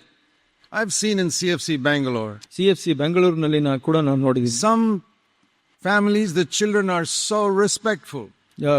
ಕೆಲವು ಕುಟುಂಬದ ಮಕ್ಕಳು ಬಹಳ ಗೌರವ ಕೊಡ್ತಾರೆ, All the children. ಎಲ್ಲ ಮಕ್ಕಳು. In some other families, they are so disrespectful. ಇನ್ನೊಂದು ಕುಟುಂಬದಲ್ಲಿ ನೋಡಿದ್ರೆ ಆ ಮಕ್ಕಳು ಸರಿಯಾಗಿ ಗೌರವ ಕೊಡ, All of them. ಎಲ್ಲರೂ. Why is that? ಯಾಕೆ ಹಾಗೆ? They're sitting in the same church listening to the same message. ಅವರಿಬ್ರು ಒಂದೇ ಸಭೆಯಲ್ಲಿ ಕುಳಿತುಕೊಂಡು ಒಂದೇ ಪ್ರಸಂಗವನ್ನ They're ಕೇಳ್ತಾ going to ಇದ್ದಾರೆ, the same Sunday school. ಅದೇ ಸಂಡೇ ಸ್ಕೂಲ್ಗೆ ಹೋಗ್ತಾ ಇದ್ದಾರೆ ಮಕ್ಕಳೆಲ್ಲ. Why this big difference? ಯಾಕೆ ಈ ದೊಡ್ಡ ವ್ಯತ್ಯಾಸ? The fault of the parents at home. ತಂದೆ ತಾಯಿಗಳು ಮನೆಯಲ್ಲಿ ಇರುವಂತ ತಪ್ಪಾಗಿದೆ. So if some of your children are already grown up, ನಿಮ್ಮ ಮಕ್ಕಳು ಬೆಳೆದಿರಬಹುದು ಇವಾಗ, then you and your wife need to have a big repentance session before the Lord. ನೀವು ಕರ್ತನ ಮುಂದೆ ದೊಡ್ಡ ಮಾನಸಾಂತರದ ಸಮಯವನ್ನ ಇಟ್ಕೊಳ್ಬೇಕಾಗುತ್ತೆ. Lord, we have failed you. ಕರ್ತನೆ, ನಾವು ಸೋತಿದ್ದೇವೆ, But you came to earth for failures like us. ಕರ್ತನೆ, ನೀವು ನನ್ನಂತ ಸೋತವ್ರಿಗಾಗಿ ನೀನು ಬಂದಿದೀಯ ಸ್ವಾಮಿ. So please help us at least now. We repent of all the foolishness we did in our life. ಕಡೆಯಲ್ಲಿ ಇವಾಗಾದ್ರೂ ನಮಗೆ ಸಹಾಯ ಮಾಡು ಸ್ವಾಮಿ, ನಾವು ಮಾನಸಾಂತರ ಪಡ್ತೇವೆ. The message of the Bible is a message that God can do anything. So ಈ ಒಂದು ದೇವರ ವಾಕ್ಯದ ಒಂದು ಸಂದೇಶ ಏನಂದ್ರೆ ದೇವರು ಏನ್ ಬೇಕಾದ್ರೂ ಮಾಡಲು ಶಕ್ತರು. Nothing is impossible for God. ದೇವರಿಗೆ ಅಸಾಧ್ಯವಾದದ್ದು ಯಾವುದೂ ಇಲ್ಲ. That's very, very important to understand. ಇದು ಬಹಳ ಮುಖ್ಯ ಅರ್ಥ ಮಾಡ್ಕೊಳ್ಳೋದು. The Old Testament begins, the history of Israel begins with an old 90-year-old woman giving birth to a child called Isaac. So Israel ದೇಶದ ಚರಿತ್ರೆ ಎಲ್ಲಿ ಪ್ರಾರಂಭವಾಗುತ್ತೆ ಅಂದ್ರೆ ಒಬ್ಬನ 90 ವರ್ಷ ಒಂದು ಹೆಣ್ಣು ಅದ್ಭುತವಾಗಿ ಒಂದು ಮಗು ಇಸಾಕನಂತ When she said, how can I have a child? ಆಕೆ ಹೇಳಿದ್ಲು, ಹೇಗೆ ನನಗೆ ಮಗು ಆಗ್ಲಿಕ್ಕೆ ಸಾಧ್ಯ? 100-year-old father said, how can I have a child? 100 ವರ್ಷದ ಅಪ್ಪ ಹೇಳಿದ, ನನಗೆ ಹೇಗೆ ಮಗು ಆಗುತ್ತೆ? God's word was, ದೇವರ ವಾಕ್ಯವು, nothing is impossible for God. ದೇವರಿಂದ ಯಾವುದೂ ಅಸಾಧ್ಯವಲ್ಲ. That is how Israel began. ಹಾಗೆ ಇಸ್ರಾಯೇಲ್ ಸಂತತಿ. Then you come to the New Testament. ಹೊಸ ಒಡಂಬಡಿಕೆ ಬಂದಾಗ The new covenant begins with a greater miracle. ಹೊಸ ಒಡಂಬಡಿಕೆ ಇನ್ನೂ ಅದ್ಭುತವಾದ ವಿಷಯದಿಂದ ಪ್ರಾರಂಭವಾಗುತ್ತೆ. Virgin having a child, unmarried woman, ಮದುವೆನೇ ಆಗದೆ ಇರೋ ಒಬ್ಬ ಕನ್ಯೆಗೆ ಮಗು, without knowing any man. ಯಾವ ಗಂಡನನ್ನು ಸೇರಿಕೊಳ್ಳದೆ. She also said, ಆಕೆ ಕೂಡ how can this be? ಹೇಗೆ ನಡೆಯುತ್ತೆ ಇದು ಅಂತ ಕೇಳಿದ್ಲು. Again the same answer ಅದೇ ಮತ್ತೆ ಅದೇ ಉತ್ತರ from the angel. ಆ ಒಂದು ದೇವದೂತನಿಂದ. Nothing is impossible with God. ದೇವರಿಂದ ಅಸಾಧ್ಯವಾದದ್ದು So what do I learn from that? ಇದರಿಂದ ಏನ್ ಕಲಿತೀವಿ ನಾವು? That the Bible, Old Covenant and New Covenant begins with one word. Nothing is impossible for God. ದೇವರ ವಾಕ್ಯ ಹಳೆ ಒಡಂಬಡಿಕೆಯಲ್ಲಿ ಮತ್ತು ಹೊಸ ಒಡಂಬಡಿಕೆಯಲ್ಲಿ ಪ್ರಾರಂಭವಾಗುವುದು ದೇವರಿಂದ ಅಸಾಧ್ಯವಾದದ್ದು ಯಾವುದೂ That is ಇಲ್ಲ. the message we must live with. ನಾವು ಆ ಒಂದು ಸಂದೇಶದೊಂದಿಗೆ ಜೀವಿಸಬೇಕು. All types of difficult situations you face. ನೀವು ಎದುರು ನೋಡುವಂತ ಎಲ್ಲಾ ಒಂದು ಕಷ್ಟದ ಸನ್ನಿವೇಶಗಳ ವಿರುದ್ಧವಾಗಿ Remember, you're living in a covenant which began with nothing is impossible for God. ದೇವರ ನೆನ್ಪಿಟ್ಕೊಳ್ಳಿ, ಈ ಒಂದು ಒಡಂಬಡಿಕೆ ಪ್ರಾರಂಭವಾಗಿದ್ದು ದೇವರಿಗೆ ಯಾವುದು ಅಸಾಧ್ಯವಾದದಲ್ಲ ಅಂತ ಅನ್ನೋದ್ರ ಮುಖಾಂತರ. I have many testimonies in my life where I've seen impossible things happen. ನಾನು ನನ್ನ ಜೀವಿತದಲ್ಲಿ ಎಷ್ಟೋ ಸಾಕ್ಷಿಗಳನ್ನ ನೋಡಿದ್ದೀನಿ, ನಾನು ಅಸಾಧ್ಯವಾದದನ್ನ ನಡೆದಿರುವಂತ. When you come to the end of your life, ನಿಮ್ಮ ಜೀವಿತದ ಕಡೆಯ ಕಾಲಕ್ಕೆ ಬಂದಾಗ, when you become 74-year-old like me, ನನ್ನ ಹಾಗೆ 74 ವರ್ಷದವರಾದಾಗ, you must also have many testimonies from your life that you have experienced many impossible things God did for you. ನಿಮ್ಮ ಜೀವಿತದಲ್ಲಿ ಕೂಡ ಇದೇ ತರ ಸಾಕ್ಷಿ ಇರಬಹುದು. ನಿಮ್ಮ ಸನ್ನಿವೇಶಗಳಲ್ಲಿ, ಅಸಾಧ್ಯವಾದ ಸನ್ನಿವೇಶಗಳಲ್ಲಿ ದೇವರು ಏನು ಮಾಡಿದ್ದಾರೆ. You must start now. ಆದ್ರೆ ಇವತ್ತೇ ಪ್ರಾರಂಭ I ಮಾಡಬೇಕು. started experiencing impossible things happening when I was 24. ನನಗೆ 24 ವರ್ಷದವನಾದಾಗಲೇ ನನಗೆ ಬಹಳ ಅಸಾಧ್ಯವಾದ ಸಂಗತಿಗಳು ನಡೆಯೋದನ್ನ ಅನುಭವಿಸಿದ್ದೀನಿ. You better start now ನೀವು ಇವಾಗಲೇ ಪ್ರಾರಂಭಿಸಿ and say, Lord, I want to experience some impossible things ಆ ಒಂದು ಅಸಾಧ್ಯವಾದ ಸಂಗತಿಗಳನ್ನ ನಾನು which the ಅನುಭವಿಸಬೇಕು. world calls impossible. ಲೋಕ ಅಸಾಧ್ಯ ಅಂತ ಹೇಳುತ್ತೆ. So even if your children are grown up and they're gone away from the Lord, ನೀವು ನಿಮ್ಮ ಮಕ್ಕಳು ಬೆಳೆದಿರಬಹುದು, ದೂರ ಹೋಗಿರಬಹುದು, you ದೇವರು feel you made so many mistakes as a father and mother, ತಂದೆ ತಾಯಿಯಾಗಿ ಬಹಳ ತಪ್ಪುಗಳನ್ನ ಮಾಡಿದೀನಿ ಅಂತ ಅನಿಸಬಹುದು. don't get discouraged. ನೀವು ಮನಗುಂದಬೇಡಿ. Nothing is impossible for the Lord. ದೇವರಲ್ಲಿ ಅಸಾಧ್ಯವಾದದ್ದು ಯಾವುದೂ ಇಲ್ಲ. Maybe your husband is not converted. ನಿಮ್ಮ ಗಂಡ ಪರಿವರ್ತನೆ ಒಂದೇ ಇರಬಹುದು. Maybe your wife behaves like the devil all the time. ನಿಮ್ಮ ಹೆಂಡತಿ ಸೈತಾನ್ ತರ ನಡ್ಕೊಳ್ಬಹುದು ಯಾವಾಗ. Don't give up praying. ಪ್ರಾರ್ಥಿಸೋದನ್ನ ನಿಲ್ಲಿಸಬೇಡಿ. Remember, nothing is impossible for the Lord. ನೆನಪಿಟ್ಕೊಳ್ಳಿ, ದೇವರಲ್ಲಿ ಅಸಾಧ್ಯವಾದದ್ದು ಯಾವುದೂ That ಇಲ್ಲ. is how the old covenant begins. That is how the new covenant begins. ಹಾಗೆ ಹಳೆ ಒಡಂಬಡಿಕೆ ಪ್ರಾರಂಭವಾದದ್ದು, ಹಾಗೆ ಹೊಸ ಒಡಂಬಡಿಕೆ That's ಪ್ರಾರಂಭವಾದದ್ದು. how you should live your Christian life. ನಿಮ್ಮ ಕ್ರಿಸ್ತ ಜೀವಿತವನ್ನು ಹಾಗೆ ಜೀವಿಸಬೇಕು. Let's pray. ಪ್ರಾರ್ಥಿಸೋಣ. Now we pray for ourselves ನಮಗಾಗಿ ಪ್ರಾರ್ಥಿಸಿಕೊಳ್ಳೋಣ. that we will be good parents, ನಾವು ಒಳ್ಳೆಯ ತಂದೆ ತಾಯಿಗಳಾಗಿರ್ಬೇಕು, good husbands and good wives. ಒಳ್ಳೆ ಗಂಡಂದಿರು, ಒಳ್ಳೆ ಹೆಂಡತಿಯರಾಗಿರ್ಬೇಕು. Heavenly Father, ಪರಲೋಕ ತಂದೆ, as we bow before you, ನಿಮ್ಮ ಮುಂದೆ ನಾವು ತಲೆಬಾಗಿರುವಾಗ give us great wisdom. ನಮ್ಗೆ ಬಹಳ ಜ್ಞಾನ ಕೊಡು ಸ್ವಾಮಿ. We live in an evil world. ಈ ಒಂದು ದುಷ್ಟ ಲೋಕದಲ್ಲಿ ನಾವು ಜೀವಿಸ್ತಾ Our ಇದ್ದೀವಿ. children go to schools where there's so much of evil. ನಮ್ಮ ಮಕ್ಕಳು ಶಾಲೆಗೆ ಹೋಗ್ತಾರೆ, ಬಹಳ ದುಷ್ಟತೆ ಇದೆ ಅಲ್ಲಿ ಸ್ವಾಮಿ. The roads are full of evil advertisements. ಆ ರಸ್ತೆಯಲ್ಲಿ ಕೂಡ ಕೆಟ್ಟ ಜಾಹೀರಾತುಗಳಿದೆ ಸ್ವಾಮಿ. The newspapers, magazines, televisions, full of evil. ವೃತ್ತಪತ್ರಿಕೆ, ಮ್ಯಾಗಝೀನು ಎಲ್ಲದರಲ್ಲೂ ಕೆಟ್ಟದಿದೆ ಸ್ವಾಮಿ. Please protect our children ನಮ್ಮ ಮಕ್ಕಳನ್ನ ಅದರಿಂದ ಕಾಪಾಡಿಸಿ. and help us to honor you. ನಿಮ್ಮನ್ನು ಗೌರವಿಸಲಿಕ್ಕೆ ನಮಗೆ ಸಹಾಯ ಮಾಡಿ. That in our church ನಮ್ಮ ಸಭೆಯಲ್ಲಿ we will have godly homes. ನಮ್ಮ ದೇವ ಭಯವಿರುವಂತ ಕುಟುಂಬವಿರಲಿ. All our children will grow to love you and fear you. ಎಲ್ಲ ಮಕ್ಕಳು ನಿನ್ನನ್ನು ಪ್ರೀತಿಸಕ್ಕೆ ಭಯಪಡ್ಲಿಕ್ಕೆ ಕಲ್ತ್ಕೊಳ್ಳಿ ಸ್ವಾಮಿ. That they will not be discouraged because the parents are poor. ತಂದೆ ತಾಯಿ ಬಡವರಾಗಿದ್ದಾರೆ ಅಂತ ಮನಗುಂದೇ ಇರಲಿ ಸ್ವಾಮಿ ಅವರು. But they will grow up godly even in poor homes. ಬಡ ಕುಟುಂಬದಲ್ಲಿ ಕೂಡ ಅವರು ದೇವ ಭಕ್ತರಾಗಿ ಬೆಳೀಲಿ ಸ್ವಾಮಿ. Thank you, Father. ಕೃತಜ್ಞತೆ. Help every family here. ಎಲ್ಲ ಕುಟುಂಬಕ್ಕೆ ಸಹಾಯ ಮಾಡಿ. Pray in Jesus' name. ಯೇಸುವಿನ ಹೆಸರಲ್ಲಿ ಪ್ರಾರ್ಥಿಸ್ತೇವೆ. Amen.